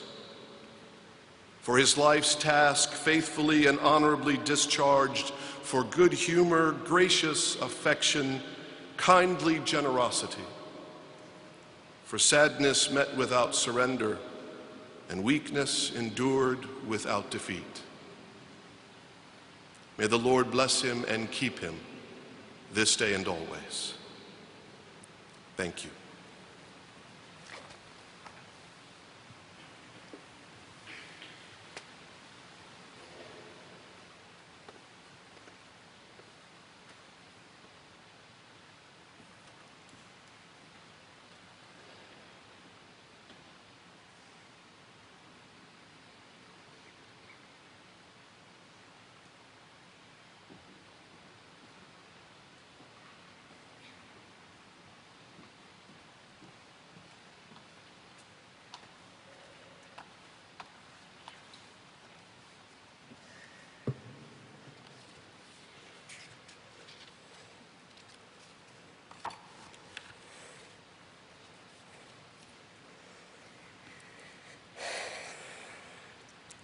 The world is a fine place and worth the fighting for, and I hate very much to leave it.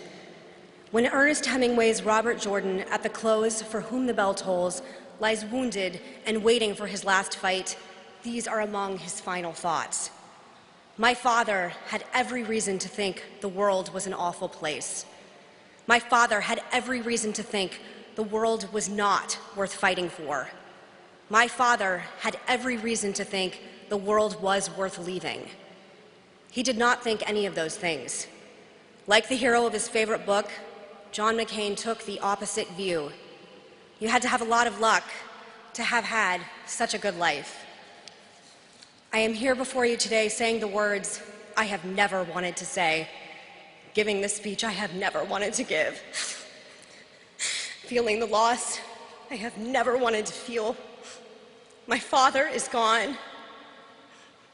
John Sidney McCain III was many things. He was a sailor. He was an aviator. He was a husband. He was a warrior. He was a prisoner. He was a hero. He was a congressman. He was a senator. He was a nominee for President of the United States. These are all the titles and the roles of a life that has been well lived. They are not the greatest of his titles, nor the most important of his roles. He was a great man. We gather here to mourn the passing of American greatness, the real thing, not cheap rhetoric from men who will never come near the sacrifice he gave so willingly, nor the opportunistic appropriation of those who lived lives of comfort and privilege while he suffered and served.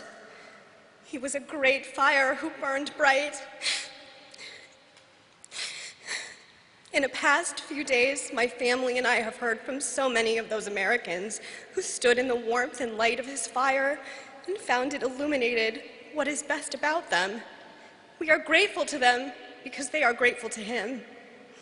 A few have resented that fire for that light it cast upon them, for the truth it revealed about their character. But my father never cared what they thought, and even that small number still have the opportunity, as long as they draw breath, to live up to the example of John McCain. My father was a great man. He was a great warrior. He was a great American. I admired him for all of these things, but I love him because he was a great father. My father knew what it was like to grow up in the shadow of greatness. He did just as his father had done before him. He was the son of a great admiral who was also the son of a great admiral. And when it came time for the third John Sidney McCain to become a man, he had no choice but in his own eyes to walk in those exact same paths. He had to become a sailor. He had to go to war. He had to have his shot at becoming a great admiral, as they also had done. The paths of his father and grandfather led my father directly to the harrowing hell of the Hanoi Hilton. This is the public legend that is John McCain. This is where all the biographies, the campaign literature, and public remembrances say he showed his character, his patriotism, his faith, and his endurance in the worst of possible circumstances. This is where we learned who John McCain truly was. And all of that is very true, except for the last part. Today I want to share with you where I found out who John McCain truly was. It wasn't in the Hanoi Hilton. It wasn't in the cockpit of a fast and lethal fighter jet. It wasn't on the high seas or on the campaign trail. John McCain was in all of those places, but the best of him was somewhere else. The best of John McCain, the greatest of his titles, and the most important of his roles was as a father. Imagine the warrior, the knight of the skies, gently carrying his little girl to bed. Imagine the dashing aviator who took his aircraft hurtling off pitching decks in the South China Seas, kissing the hurt when I fell and skinned my knee. Imagine the distinguished statesman who counseled presidents and the powerful, singing with his little girl in Oak Creek during a rainstorm to Singing in the Rain. Imagine the senator, the fierce conscience of the nation's best self, taking his 14-year-old daughter out of school because he believed that I would learn more about America at the town halls he held across the country. Imagine the elderly veteran of war and government whose wisdom and courage were sought by the most distinguished men of our time, with his eyes shining with happiness as he gave his blessing for his grown daughter's marriage. You all have to imagine that. I don't have to because I lived it all. I know who he was. I know what defined him. I got to see it every single day of my blessed life. John McCain was not defined by prison, by the Navy, by the Senate, by the Republican Party, or by any single one of the deeds in his absolutely extraordinary life. John McCain was defined by love. Several of you out there in the pews who crossed swords with him or found yourselves on the receiving end of his famous temper or were at a cross purposes to him on nearly anything are right at this moment doing your best to stay stone-faced.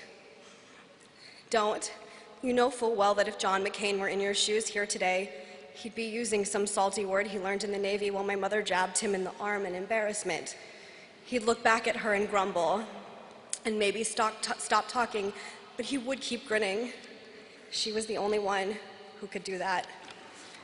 On their first date, when he still did not know what sort of woman she was, he recited a Robert Service poem to her called The Cremation of Sam McGee, about an Alaskan prospector who welcomes his cremation as the only way to get warm in the icy north. There are strange things done in the midnight sun by the men who moil for gold. The Arctic trails have their secret tales that would make your blood run cold. He had learned it in Hanoi. A prisoner in the next cell had rapped it out in code over and over again during the long years of captivity.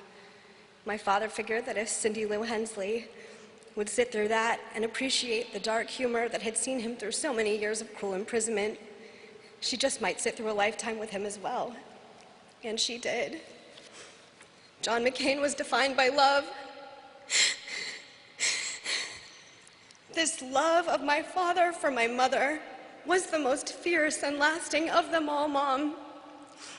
Let me tell you what love meant to John McCain and to me. His love was the love of a father who mentors as much as he comforts. He was endlessly present for us, and though we did not always understand it, he was always teaching. He didn't expect us to be like him. His ambitions for us, unmoored from any worldly achievement, was to be better than him, armed with his wisdom and informed by his experiences, long before we were even old enough to have assembled our own. As a girl, I did not fully appreciate what I most fully appreciate now, how he suffered and how he bore it with a stoic silence that was once the mark of an American man. I came to appreciate it first when he demanded it of me. I was a small girl thrown from a horse and crying from a busted collarbone. My dad picked me up, he took me to the doctor, and he got me all fixed up. Then he immediately took me back home and made me get back on that very same horse.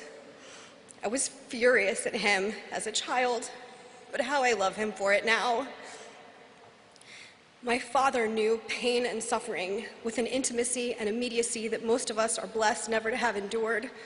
He was shot down, he was crippled, he was beaten, he was starved, he was tortured, and he was humiliated.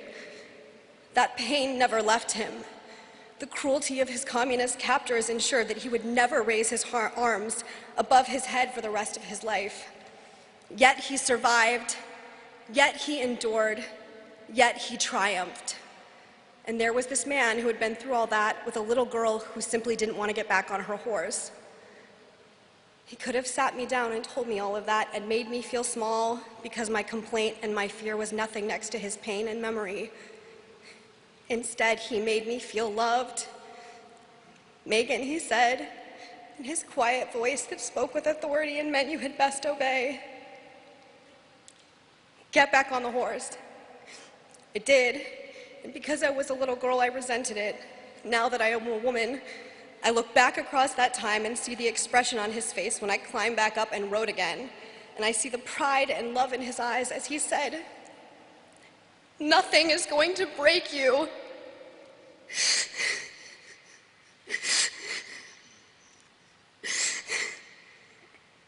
For the rest of my life, whenever I fall down, I get back up. Whenever I am hurt, I drive on. Whenever I am brought low, I rise. That is not because I am uniquely virtuous or strong or resilient. It is simply because my father, John McCain, was. When my father got sick, and I asked him what he wanted me to do with this eulogy, he said, "Show them how tough you are." That is what love meant to John McCain. Love for my father also meant caring for the nation entrusted to him.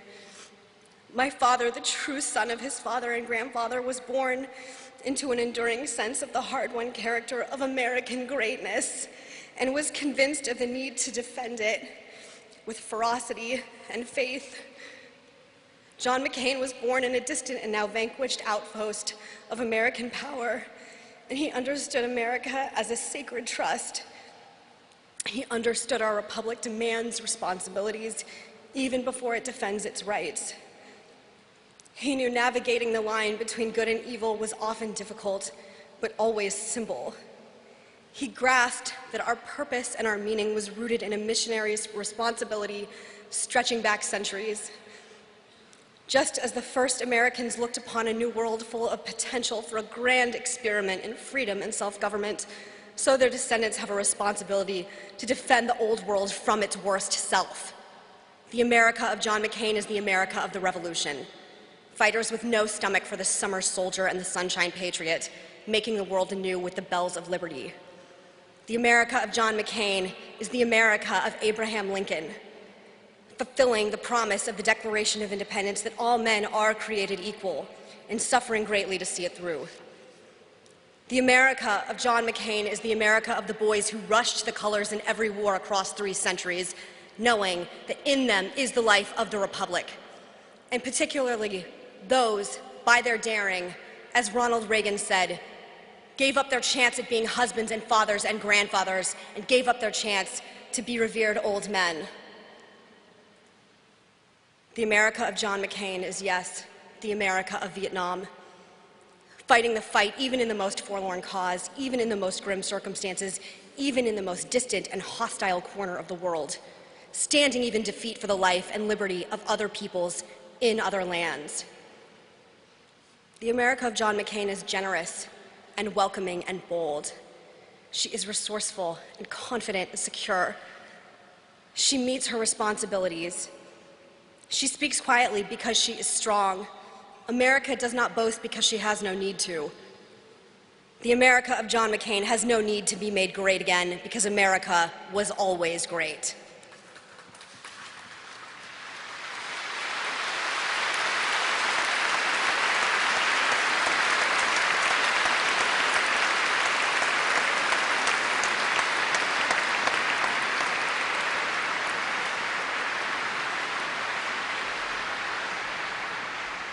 That fervent faith, that proven devotion, that abiding love, that is what drove my father from the fiery skies above the Red River Delta to the brink of the presidency itself. Love defined my father. As a young man, he wondered if he would measure up to his distinguished lineage. I miss him so badly. I want to tell him that he did. But I take small comfort in this. Somewhere in the great beyond, where the warriors go, there are 2 admirals of the United States meeting their much-loved son.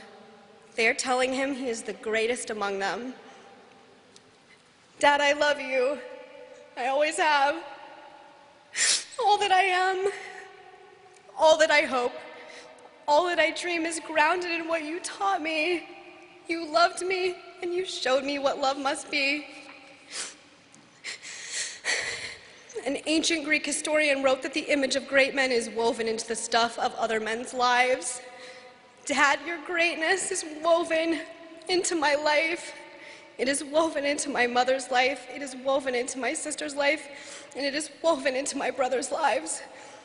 It is woven into the life and liberty of the country you sacrificed so much to defend. Dad, I know you are not perfect. We live in an era where we knock down old American heroes for all their imperfections, when no leader wants to admit to fault or failure. You were an exception, and you gave us an ideal to strive for. Look, I know you can see this gathering here in this cathedral. The nation is here to remember you. Like so many other heroes, you leave us draped in the flag you loved. You defended it, you sacrificed it, you have always honored it. It is good to remember, but we are Americans. We don't put our heroes on pedestals just to remember them. We raise them up because we want to emulate their virtues. This is how we honor them, and this is how we will honor you. My father is gone. My father is gone, and my sorrow is immense. But I know his life, and I know it was great because it was good. And as much as I hate to see him go, I do know how it ended. I know that on the afternoon of August 25th, in front of Oak Creek in Cornville, Arizona, surrounded by the family he loved so much, an old man shook off the scars of battle one last time and arose a new man to pilot one last flight up and up and up, busting clouds left and right, straight on through to the kingdom of heaven. And he slipped the earthly bonds, put out his hand, and touched the face of God. I love you, Dad.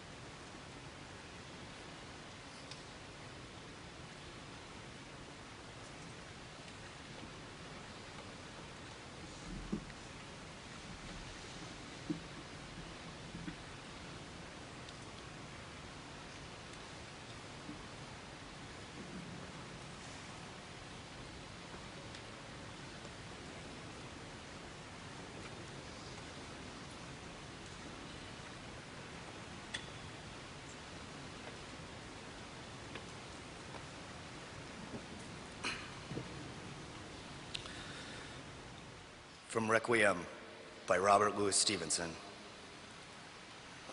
Under the wide and starry sky, dig the grave and let me lie. Gladly did I live and gladly die. And I laid me down with the will. Be this the verse you grave for me, here he lies where he longed to be. Home is the sailor, home from the sea, and the hunter, home from the hill.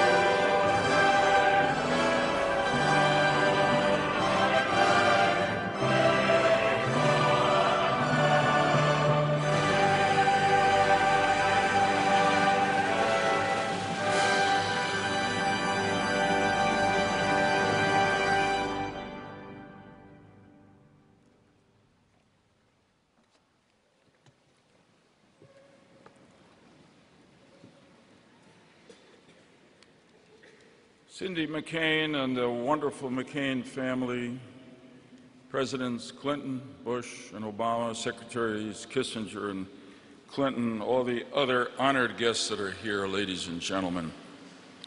Becoming John McCain's friend is one of the great blessings of my life. Being asked to pay tribute to him today is one of the great honors. And for that, I thank Cindy and the entire McCain family. And I also want to thank them, including his mother, his brother, his sister, the 7 wonderful children, for the love and support you gave John throughout his life and his service, none more than in the last year of his life. And you, Cindy, have been absolutely, thank you, have been absolutely saintly, and we, his friends, cannot thank you enough. There's a special satisfaction that comes from serving a cause greater than yourself. I heard John say those words hundreds of times, particularly to young people, and you all heard them a lot as well. But for him, we know they were not just words in a speech, they were the creed that he lived by. And the greater cause to which he devoted his life was America. Not so much the country defined by its borders, but the America of our founding values: freedom, human rights, opportunity, democracy, and equal justice under law. In John's life, he nobly served and advanced these American values. And remarkably, his death seems to have reminded the American people that these values are what makes us a great nation.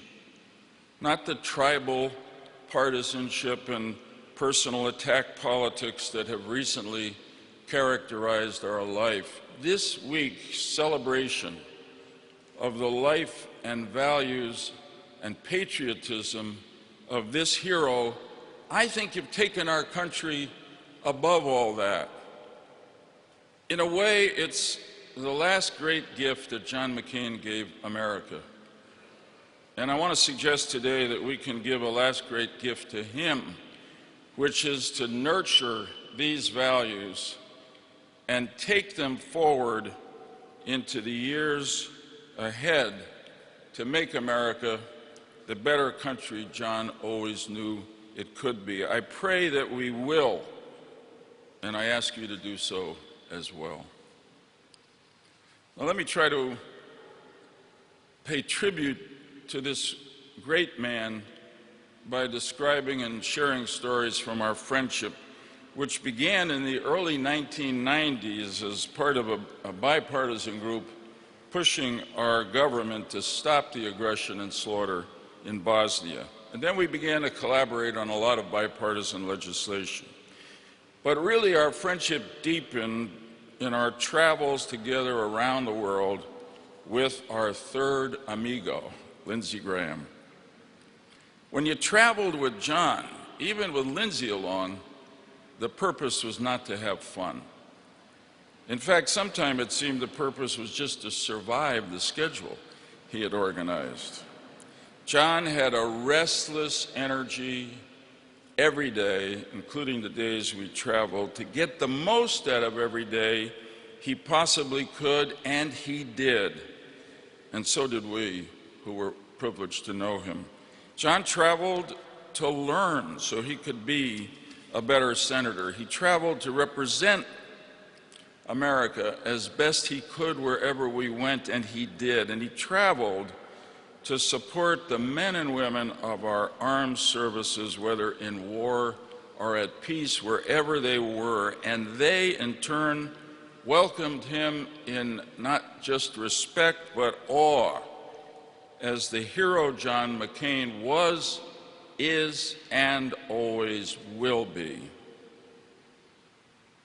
In shared experiences and long conversations on these trips, John and I got to know and trust each other as friends in a way that doesn't happen, because it can't happen much anymore, in the frenetic Washington life of senators.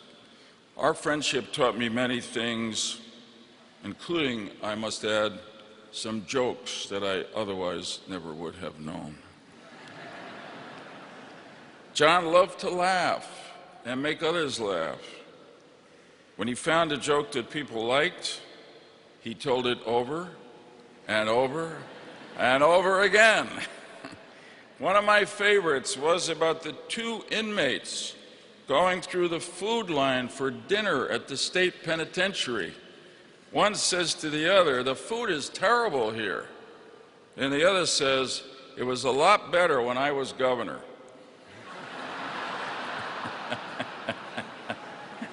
Yeah.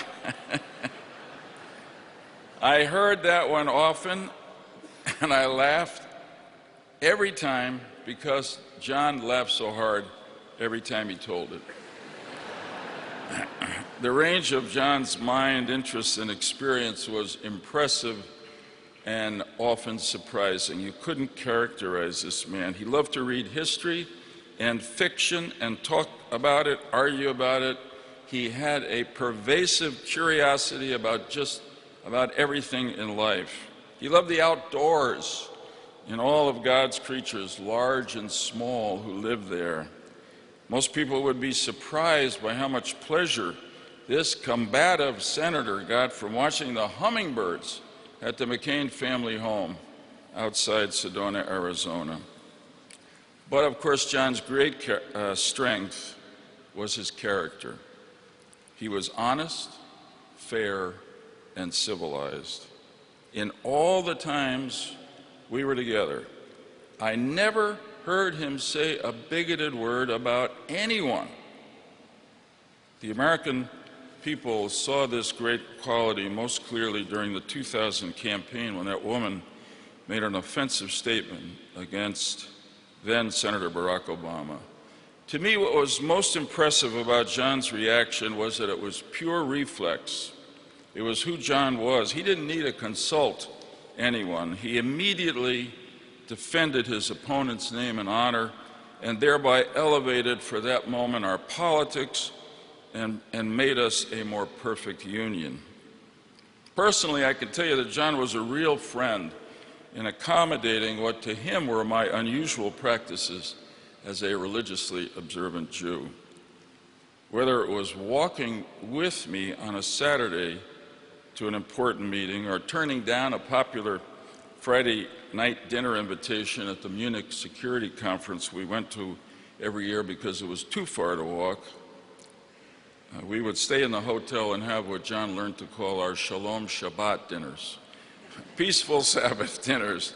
But of course with John they weren't that peaceful. John naturally, in doing these wonderful acts of friendship, grumbled all the way about what I was putting him through, you know. Right now, I think he's probably deriving some pleasure from the fact that it turned out that his funeral was held on a Saturday and I had to walk to get here.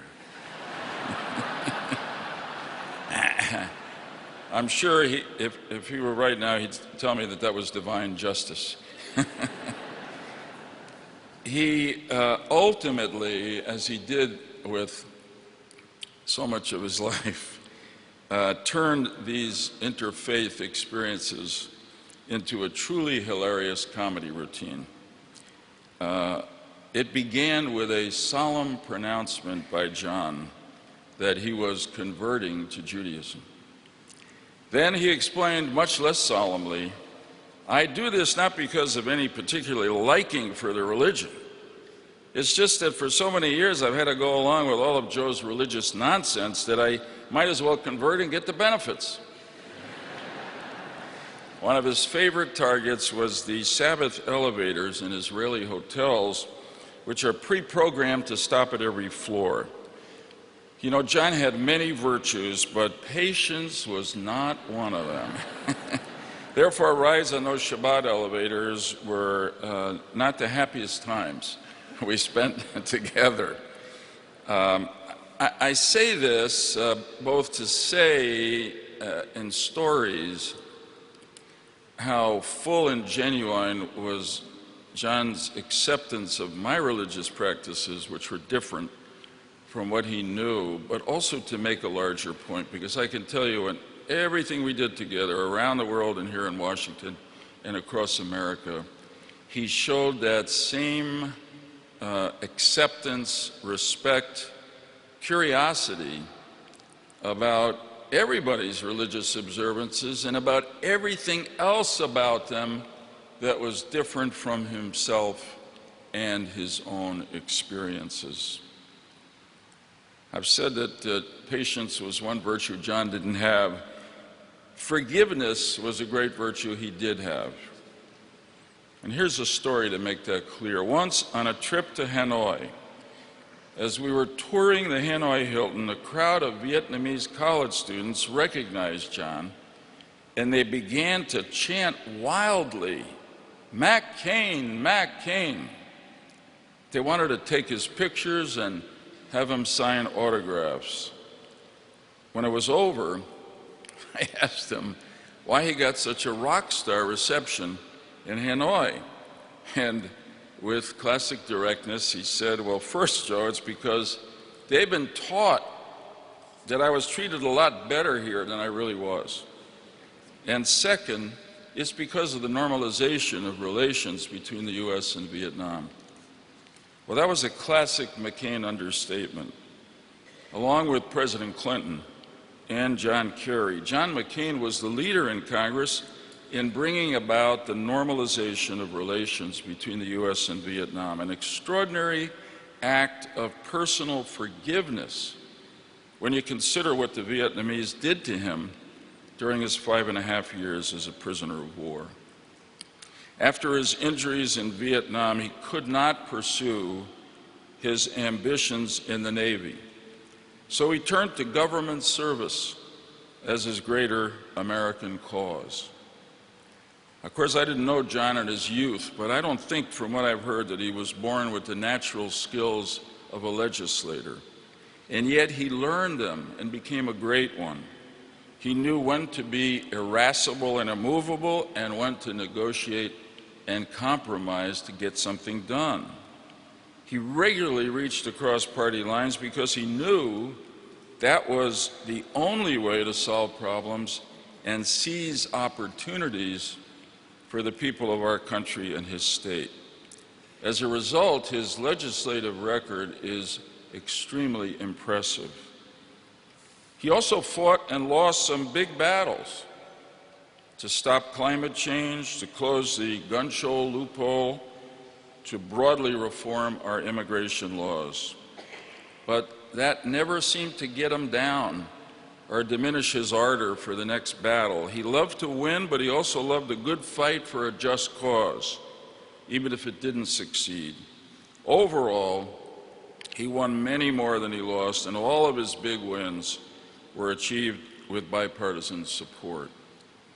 In 2008, when John was the Republican nominee for president, he had this far-out idea of asking a Democrat to be his running mate. Can you believe that? Let me explain it to you, as he did. When he first talked to me about it, I said, "You know, John, I'm really honored, but I don't see how you can do it. Even though I won my last election as an independent, I'm still a registered Democrat." And John's response was direct and really ennobling. "That's the point, Joe," he said with a certain impatience. "You're a Democrat, I'm a Republican. We could give our country the bipartisan leadership it needs for a change."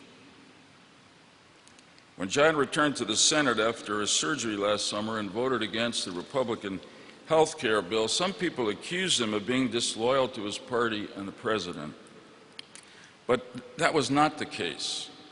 If you listen to the speech he gave that day, you'll know it was not the case. That speech made clear that his vote was not really against that bill, but against the mindless partisanship that has taken control of both of our political parties and our government and produced totally one-sided responses to complicated national problems like health care. And of course he was right. In his remarks last July, John also spoke eloquently of our position in the world, of America's continuing responsibility for principled leadership in the world. It was as if he thought that might be one of his last best opportunities to move his colleagues and his country. It's a speech worth reading, but I just want to quote one sentence. "What greater cause could we hope to serve than helping keep America the strong, aspiring, inspirational beacon of liberty and dignity and defender of the dignity of all human beings?" That, in short, was the McCain American foreign policy: moral, engaged, and strong. And again, these words were not just rhetoric for John. He acted on them. He lived them. In our travels around the world, I can tell you he always reassured our allies and unsettled our enemies, standing for America's best values, attacking totalitarian governments, whether in Moscow, Tehran, Pyongyang, or anywhere else. If we were going to a country that was not fully free, John insisted that we meet with the local human rights activists as well as the government. I will never forget that day in Myanmar. During the military dictatorship there, we met 3 men who had just been released from political prison and showed terrible signs of physical and psychological abuse. And yet they told us that they would never have survived if they had not heard in jail that the great American senator, John McCain, had supported their cause, read their names on the U.S. Senate floor, and demanded their release. On another occasion, we visited a refugee camp for Syrians who had been forced out of their country into Turkey by the brutal aggression of Assad, the Iranians, and the Russians. We were the first members of Congress to visit that camp, and there was some concern about the reception we would receive. Earlier in the day, in fact, an official of the UN had been there and was booed and had shoes thrown at him. When we arrived, a large crowd of Syrian refugees had formed and was, in fact, chanting. But rather than booing and throwing shoes, they were cheering and chanting words of welcome and thanks. And the 2 words they chanted most were John McCain. What is most remarkable about these 2 stories, and I could tell you many more, is how unremarkable they are. And that's because the name John McCain, based on the actions of the man John McCain, had become a source of hope and inspiration for oppressed people throughout the world, as it was a source of security for allied countries that share our values. One last story. One of John's favorite cities in the world was Jerusalem. And one of his favorite things to do there was to stand on the balcony with Lindsay and me of our hotel, looking out at the old city and discussing all the religious and political history that had happened there over the centuries. So when I first told John that I had decided not to run for the Senate again in 2012, he was puzzled and, frankly, even a little bit angry. But then the next day he called me, and this is my best recollection of the conversation. He said, "You know, I've been thinking, if you go out into the private sector, you're going to make some more money, and then you and Hadassah can afford to buy a second home in Jerusalem that has an extra room for me with a balcony where we can look out and talk about that city and its history." Well, since then, when I talked to John or visited with him, he would ask me, "Joey, have you made enough money yet to buy that place in Jerusalem?" And I'd answer, "Not yet, Johnny, but I'm getting closer." Now, sadly, fate has intervened before we could realize that dream. But I am comforted by the fact that Jerusalem is not just a holy and historic city. It is also the visionary symbol of the dreams that all people share and the destiny that we all desire. It is the original heavenly shining city on the hill. In that sense, for many people in the life of the Spirit, Jerusalem, the shining city on the hill, are really heaven. And it is to that heavenly Jerusalem where I am confident the soul of John Sidney McCain III is going now. And I want to imagine that there's going to be a beautiful home waiting for him there, with a balcony from which he can contemplate the shining city and hopefully inspire us here on earth to conduct ourselves with just some of the patriotism, principles, and courage that characterized his magnificent life of service to America and to so many noble causes greater than himself. Godspeed, dear friend. May angels sing you to your eternal home.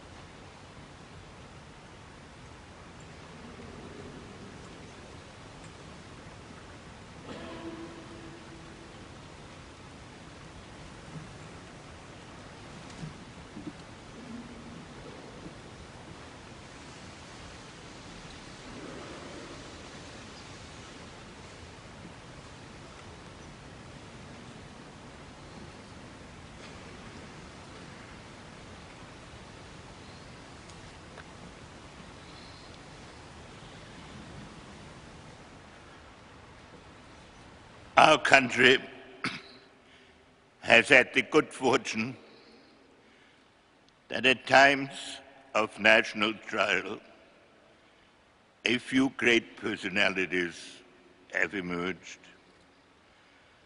to remind us of our essential unity and inspire us to fulfill our sustaining values. John McCain was one of those gifts of destiny.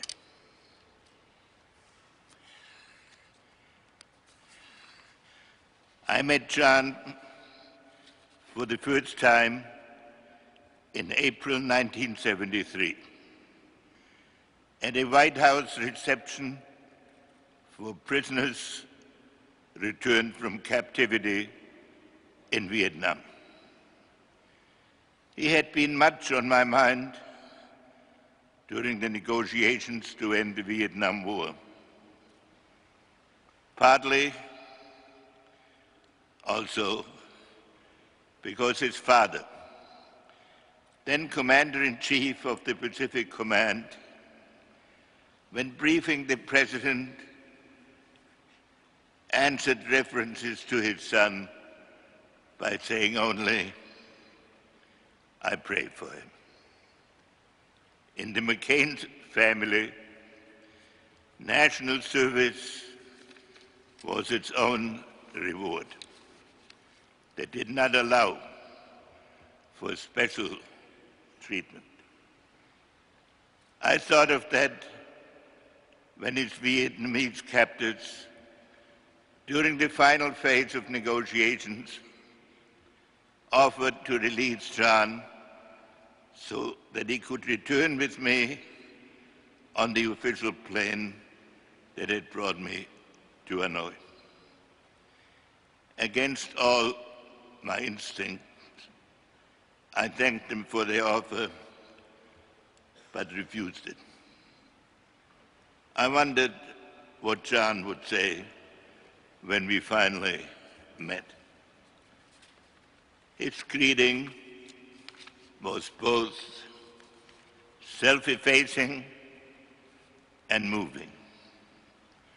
Thank you for saving my honor. He did not tell me then or ever that he had had an opportunity to be freed years earlier, but had refused, a decision for which he had to endure additional periods of isolation and hardship. Nor did he ever speak of his captivity again during the near half-century of close friendship. John's focus was on creating a better future.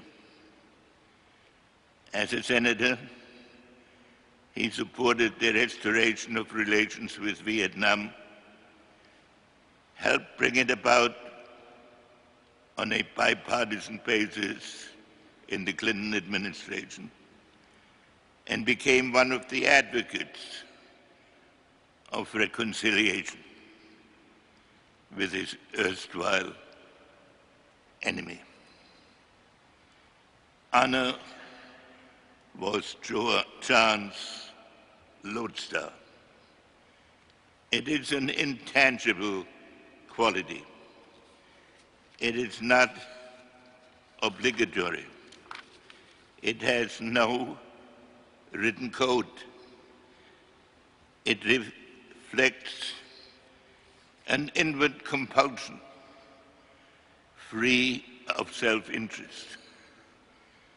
It fulfills a cause, not a personal ambition. It represents what a society lives for beyond the necessities of the moment. Law makes life possible. Honor ennobles it. For John, it was a way of life. John returned to an America divided over its presidency, divided over the war. Amidst all the turmoil and civic unrest, divided over the best way to protect our country and over whether it should be respected for its power or its ideals. John came back from the war and declared that this is a false choice. America owed it to itself to embrace both strengths and ideals.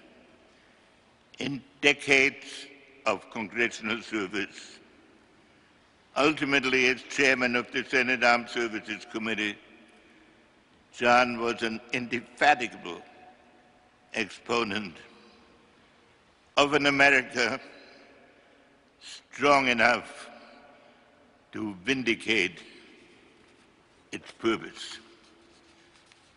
But John believed also in a compassionate America, guided by core principles for which American foreign policy must always stand. With liberty and justice for all is not an empty sentiment, he argued.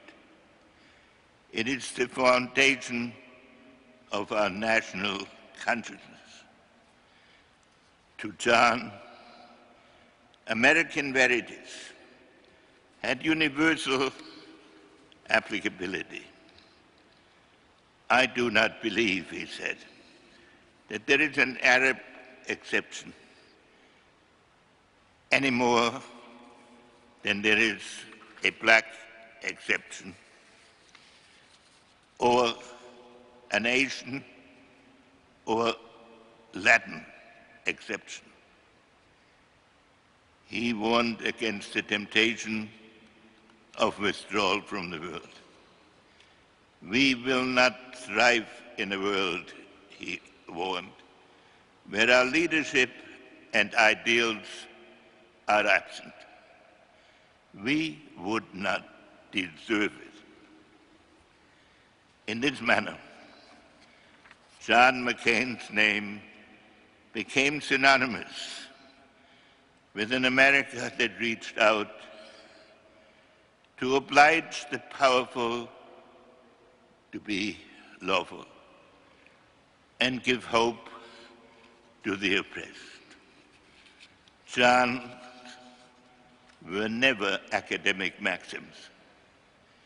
He was in the front lines of all these battles for decency and freedom.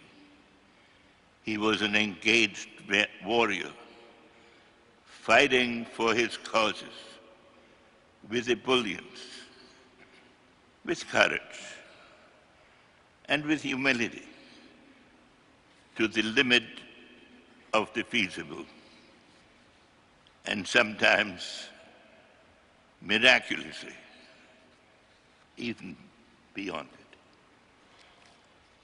John was all about hope.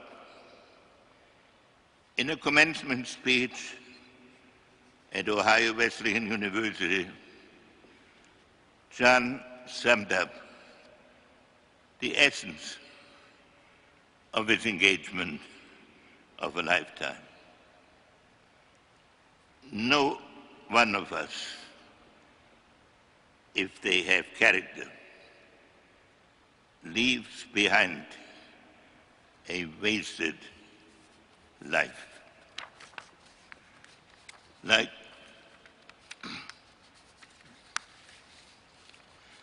most people of my age, I feel a longing for what is lost and cannot be restored. But if the happy pursuits and casual beauty of youth prove ephemeral, something better can endure, and endure until our last moment on earth. And that is the honor we earn and the love we give at a moment in our lives when we sacrifice for something greater than ourselves. Heroes inspire us by the matter-of-factness of their sacrifice and the elevation of their vision. The world will be lonelier without John McCain. His ebullience, his faith in America, and his instinctive sense of moral duty. None of us will ever forget how even in his parting, John has bestowed on us a much-needed moment of unity and a renewed faith in the possibilities of America. Henceforth, the country's honor is ours to sustain.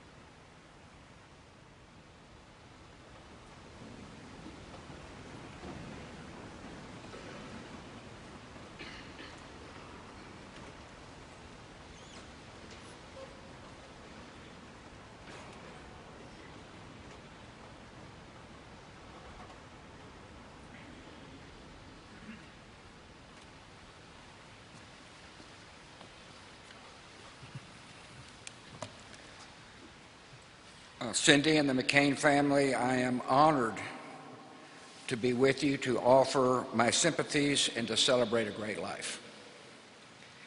The nation joins your extraordinary family in grief and gratitude for John McCain. Some lives are so vivid, it's difficult to imagine them ended. Some voices are so vibrant and distinctive, it's hard to think of them stilled. A man who seldom rested is laid to rest, and his absence is tangible, like the silence after a mighty roar. The thing about John's life was the amazing sweep of it, from a tiny prison cell in Vietnam to the floor of the United States Senate, from troublemaking plebe to presidential candidate. Wherever John passed throughout the world, people immediately knew there was a leader in their midst. In one epic life was written the courage and greatness of our country. For John and me, there was a personal journey, our hard-fought political history. Back in the day, he could frustrate me. And I know he'd say the same thing about me. But he also made me better. In recent years, we sometimes talk of that intense period like football players remembering a big game. In the process, rivalry melted away. In the end, I got to enjoy one of life's great gifts, the friendship of John McCain, and I'll miss him. Moments before my last debate ever with Senator John Kerry in Phoenix, I was trying to gather some thoughts in the holding room. I felt a presence, opened my eyes, and 6 inches from my face was McCain, who yelled, "Relax, relax."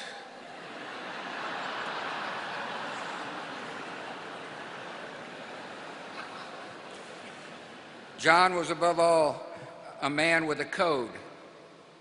He lived by a set of public virtues that brought strength and purpose to his life and to his country. He was courageous, with a courage that frightened his captors and inspired his countrymen. He was honest, no matter whom it offended. Presidents were not spared. He was honorable, always recognizing that his opponents were still patriots and human beings. He loved freedom with the passion of a man who knew its absence. He respected the dignity inherent in every life, a dignity that does not stop at borders and cannot be erased by dictators. Perhaps above all, John detested the abuse of power, could not abide bigots and swaggering despots. There was something deep inside him that made him stand up for the little guy, to speak for forgotten people in forgotten places. One friend from his Naval Academy days recalls how John, while a lowly plebe, reacted to seeing an upperclassman verbally abuse a steward. Against all tradition, he told the jerk to pick on someone his own size. It was a familiar refrain during 6 decades of service. Where did such strength and conviction come from? Perhaps from a family where honor was in the atmosphere, or from the firsthand experience of cruelty, which left physical reminders that lasted his whole life, or from some deep well of moral principle. Whatever the cause, it was this combination of courage and decency that defined John's calling and so closely paralleled the calling of his country. It's this combination of courage and decency that makes the American military something new in history, an unrivaled power for good. It's this combination of courage and decency that set America on a journey into the world, to liberate death camps, to stand guard against extremism, and to work for the true peace that comes only with freedom. John felt these commitments in his bones.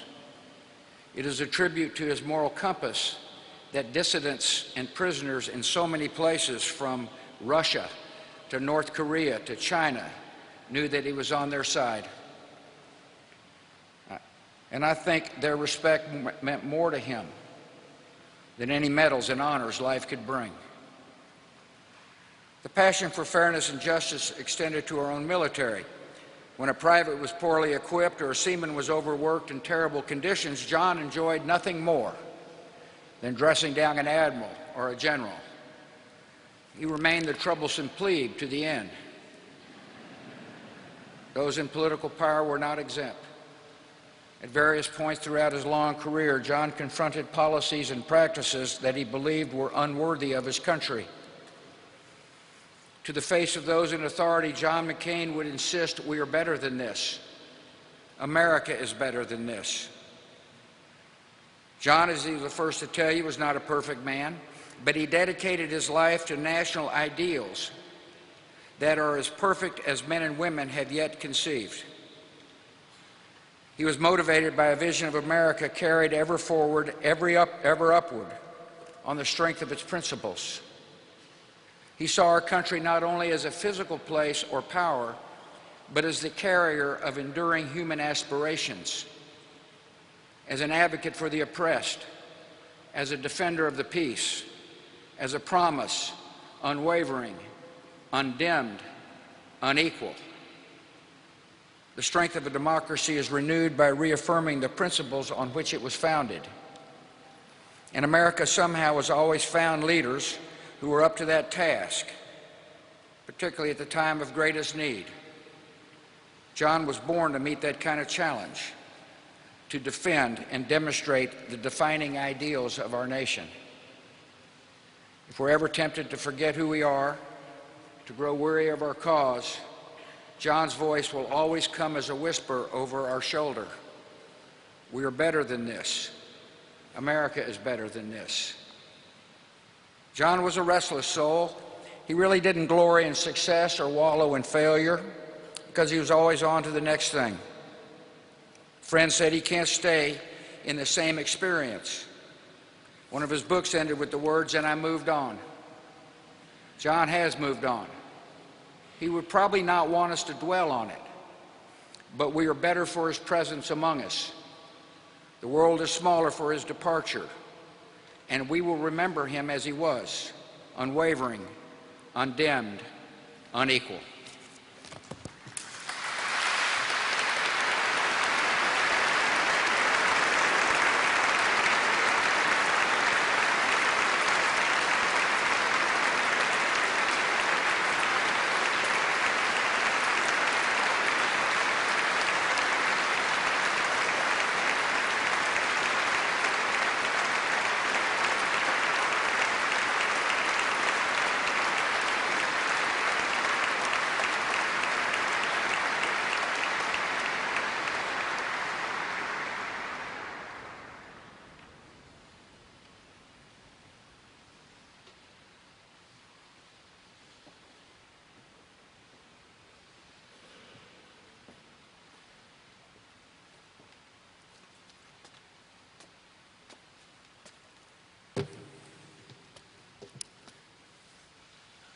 To John's beloved family, Mrs. McCain, to Cindy and the McCain children, President Mrs. Bush, President Secretary Clinton, Vice President Mrs. Biden, Vice President Mrs. Cheney, Vice President Gore, and as John would say, my friends, we come to celebrate an extraordinary man, a warrior, a statesman, a patriot, who embodied so much that is best in America. President Bush and I are among the fortunate few who competed against John at the highest levels of politics. He made us better presidents, just as he made the Senate better, just as he made this country better. So for someone like John to ask you while he's still alive to stand and speak of him when he's gone is a precious and singular honor. Now, when John called me with that request earlier this year, I'll admit sadness and also a certain surprise. But after our conversation ended, I realized how well it captured some of John's essential qualities. To start with, John liked being unpredictable, even a little contrarian. He had no interest in conforming to some prepackaged version of what a senator should be, and he didn't want a memorial that was going to be prepackaged either. It also showed John's disdain for self-pity. He had been to hell and back, and yet somehow never lost his energy or his optimism or his zest for life. So cancer did not scare him, and he would maintain that buoyant spirit to the very end, too stubborn to sit still, opinionated as ever, fiercely devoted to his friends, and most of all to his family. It showed his irreverence, his sense of humor, a little bit of a mischievous streak. After all, what better way to get a last laugh than to make George and I say nice things about him to a national audience?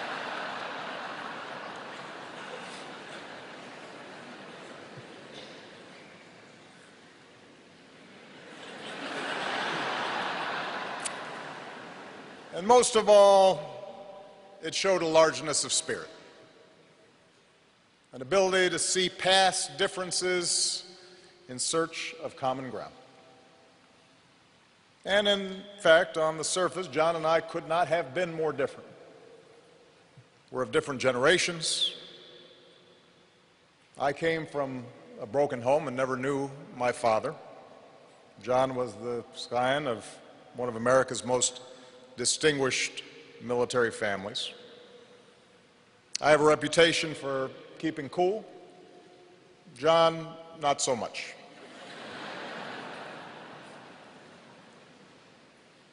We were standard bearers of different American political traditions, and throughout my presidency, John never hesitated to tell me when he thought I was screwing up, which by his calculation was about once a day. But for all our differences, for all the times we sparred, I never tried to hide, and I think John came to understand the long-standing admiration that I had for him. By his own account, John was a rebellious young man. In his case, that's understandable. What faster way to distinguish yourself when you're the son and grandson of admirals than to mutiny? Eventually, though, he concluded that the only way to really make his mark on the world is to commit to something bigger than yourself. And for John, that meant answering the highest of callings, serving his country in a time of war. Others this week and this morning have spoken to the depths of his torment and the depths of his courage there in the cells of Hanoi, when day after day, year after year, that youthful iron was tempered into steel. And it brings to mind something that Hemingway wrote in the book that Megan referred to, his favorite book. Today is only one day in all the days that will ever be.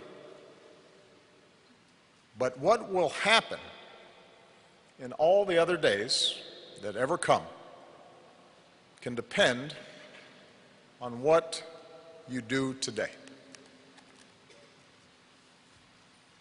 In captivity, John learned in ways that few of us ever will the meaning of those words. How each moment, each day, each choice is a test. And John McCain passed that test again and again and again. And that's why when John spoke of virtues like service and duty, it didn't ring hollow. They weren't just words to him. It was a truth that he had lived and for which he was prepared to die. And it forced even the most cynical to consider, what were we doing for our country? What might we risk everything for? You know, much has been said this week about what a maverick John was. Now, in fact, John was a pretty conservative guy. Trust me, I was on the receiving end of some of those votes. But he did understand that some principles transcend politics, that some values transcend party. He considered it part of his duty to uphold those principles and uphold those values. John cared about the institutions of self-government, our Constitution, our Bill of Rights, rule of law, separation of powers, even the arcane rules and procedures of the Senate. He knew that in a nation as big and boisterous and diverse as ours, those institutions, those rules, those norms are what bind us together. They give shape and order to our common life. Even when we disagree, especially when we disagree. John believed in honest argument and hearing other views. He understood that if we get in the habit of bending the truth to suit political expediency or party orthodoxy, our democracy will not work. That's why he was willing to buck his own party at times, occasionally work across the aisle on campaign finance reform and immigration reform. That's why he championed a free and independent press as vital to our democratic debate. And the fact that it earned him some good coverage didn't hurt either.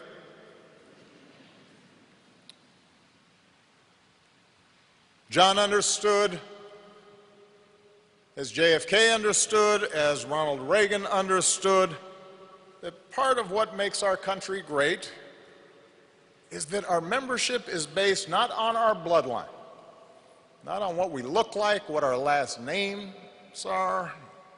It's not based on where our parents or grandparents came from or how recently they arrived,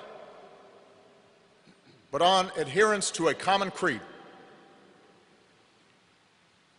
that all of us are created equal, endowed by our Creator with certain inalienable rights. It's been mentioned today, and we've seen footage this week of John pushing back against supporters who challenged my patriotism during the 2008 campaign. I was grateful, but I wasn't surprised. As Joe Lieberman said, it was John's instinct. I never saw John treat anyone differently because of their race or religion or gender. And I'm certain that in those moments that have been referred to during the campaign, he saw himself as defending America's character, not just mine. For he considered it the imperative of every citizen who loves this country to treat all people fairly. And finally, while John and I disagreed on all kinds of foreign policy issues, we stood together on America's role as the one indispensable nation, believing that with great power and great blessings comes great responsibility. That burden is borne most heavily by our men and women in uniform.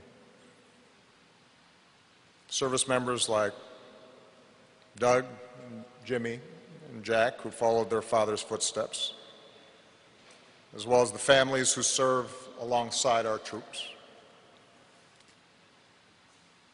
But John understood that our security and our influence was won not just by our military might, not just by our wealth, not just by our ability to bend others to our will, but from our capacity to inspire others with our adherence to a set of universal values like rule of law and human rights, and an insistence on the God-given dignity of every human being. And of course, John was the first to tell us that he was not perfect. Like all of us who go into public service, he did have an ego. Like all of us, there were no doubt some votes he cast, some compromises he struck, some decisions he made that he wished he could have back. It's no secret, it's been mentioned, that he had a temper. And when it flared up, it was a force of nature, a wonder to behold. His jaw grinding, his face reddening, his eyes boring a hole right through you. Not that I ever experienced it firsthand, mind you.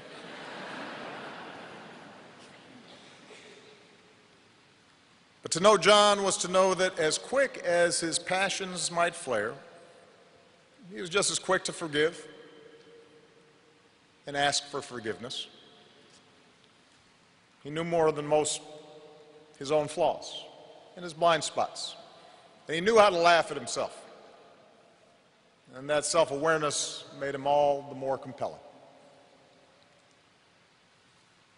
Now, we didn't advertise it, but every so often over the course of my presidency, John would come over to the White House, and we'd just sit and talk in the Oval Office, just the two of us.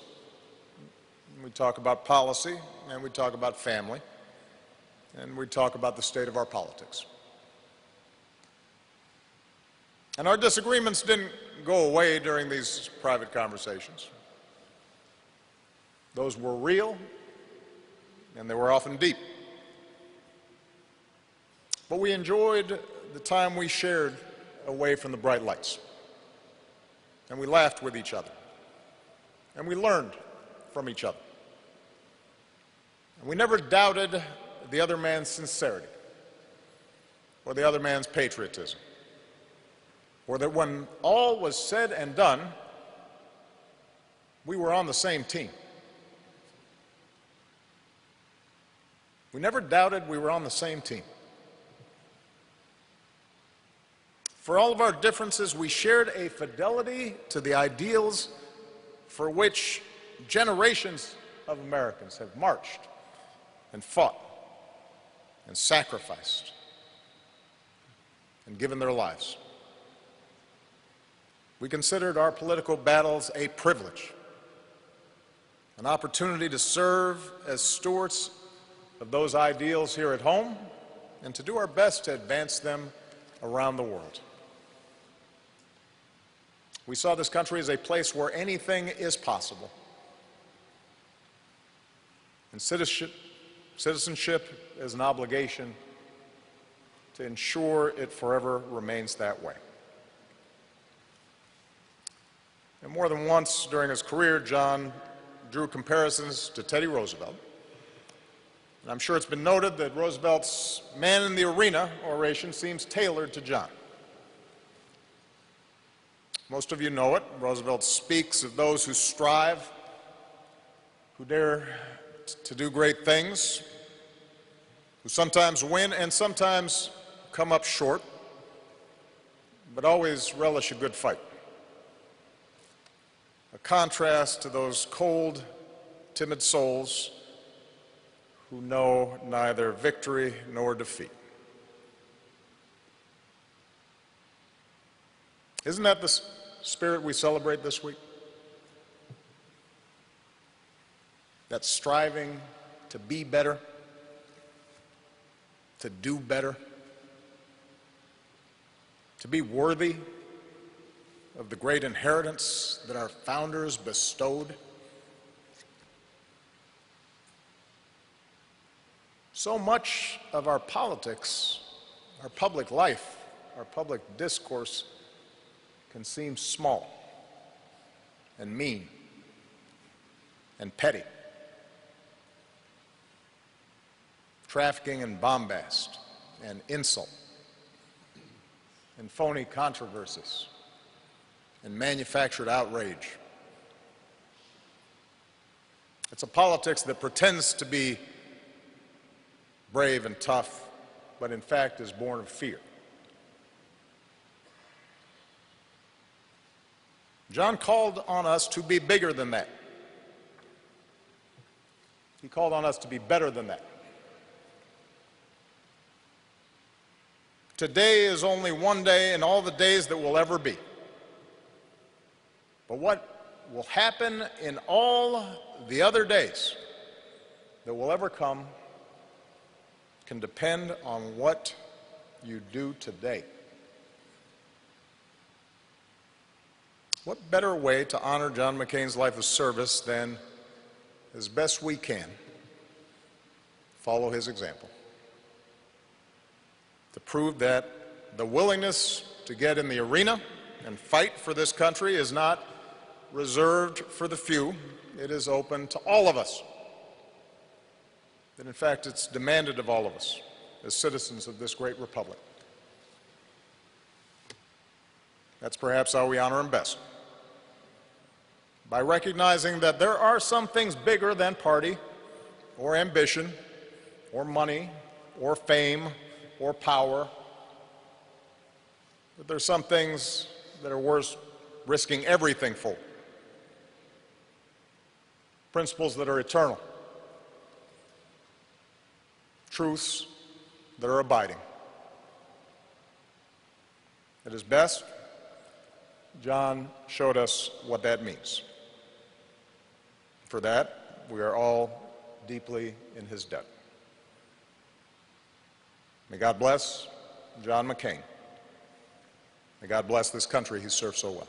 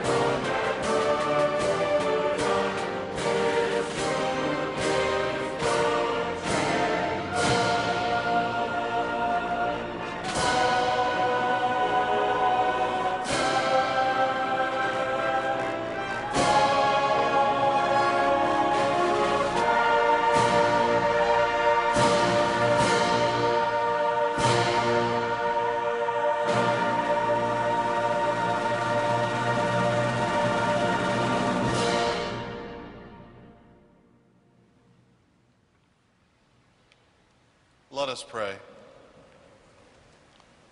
O God of grace and glory, we remember before you this day our brother John. We thank you for giving him to us, his family and friends, to know and to love as a companion on our earthly pilgrimage. In your boundless compassion, console us who mourn.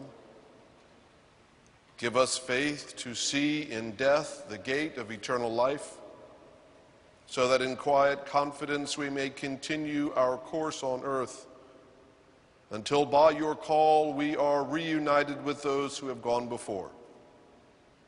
Through Jesus Christ our Lord. Amen. Most merciful God, whose wisdom is beyond our understanding, deal graciously with John's family and friends in their grief. Surround them with your love, that they may not be overwhelmed by their loss, but have confidence in your goodness and strength to meet the days to come. Through Jesus Christ our Lord. Amen.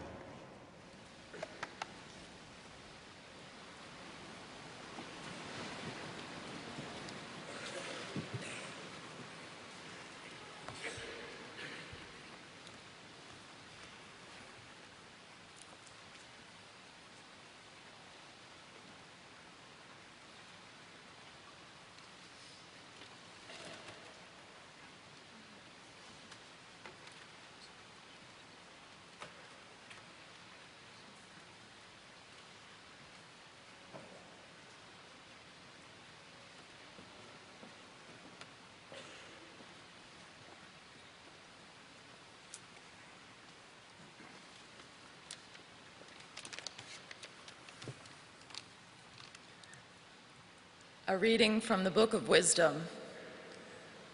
The souls of the righteous are in the hand of God, and no torment will ever touch them. In the eyes of the foolish, they seem to have died, and their departure was thought to be a disaster, and their going from us to be their destruction. But they are at peace. For though in the sight of others they were punished, their hope is full of immortality. Having been disciplined a little, they will receive great good, because God tested them and found them worthy of himself. Those who trust in him will understand truth, and the faithful will abide with him in love, because grace and mercy are upon his holy ones, and he who watches over his elect. The word of the Lord.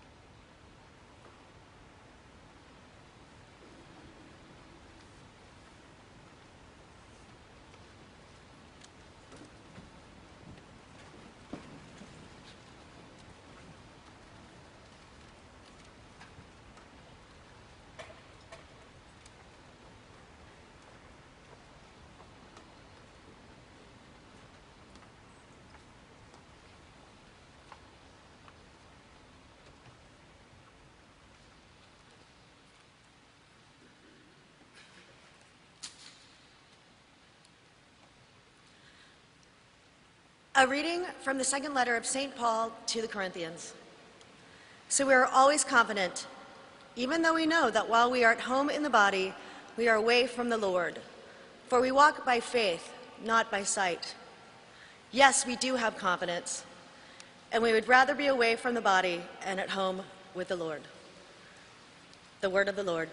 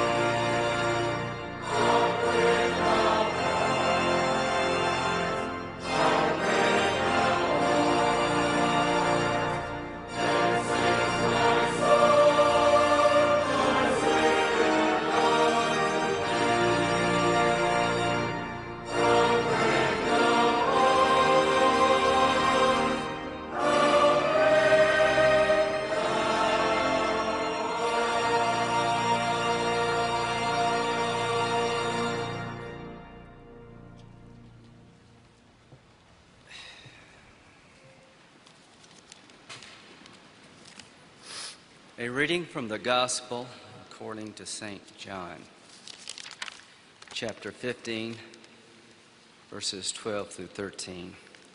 Jesus said, "This is my commandment, that you love one another as I have loved you. No greater love than this, to lay down one's life for one's friends." The word of the Lord.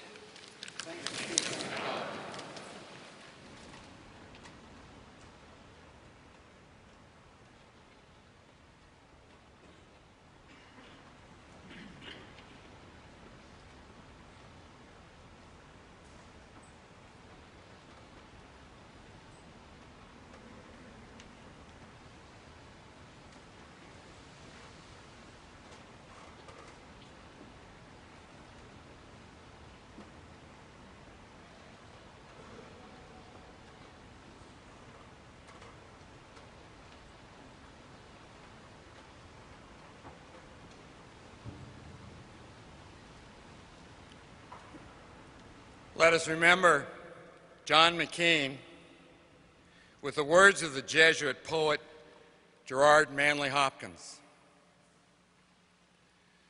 "What I do is me. For that I came. But I say more. The just man justices, keeps grace that keeps all his goings graces, acts in God's eye what in God's eye he is, Christ. For Christ plays in 10,000 places, lovely in limbs, lovely in eyes, not his, to the Father through the features of men's faces." Don't misunderstand me. I am not recommending John for sainthood.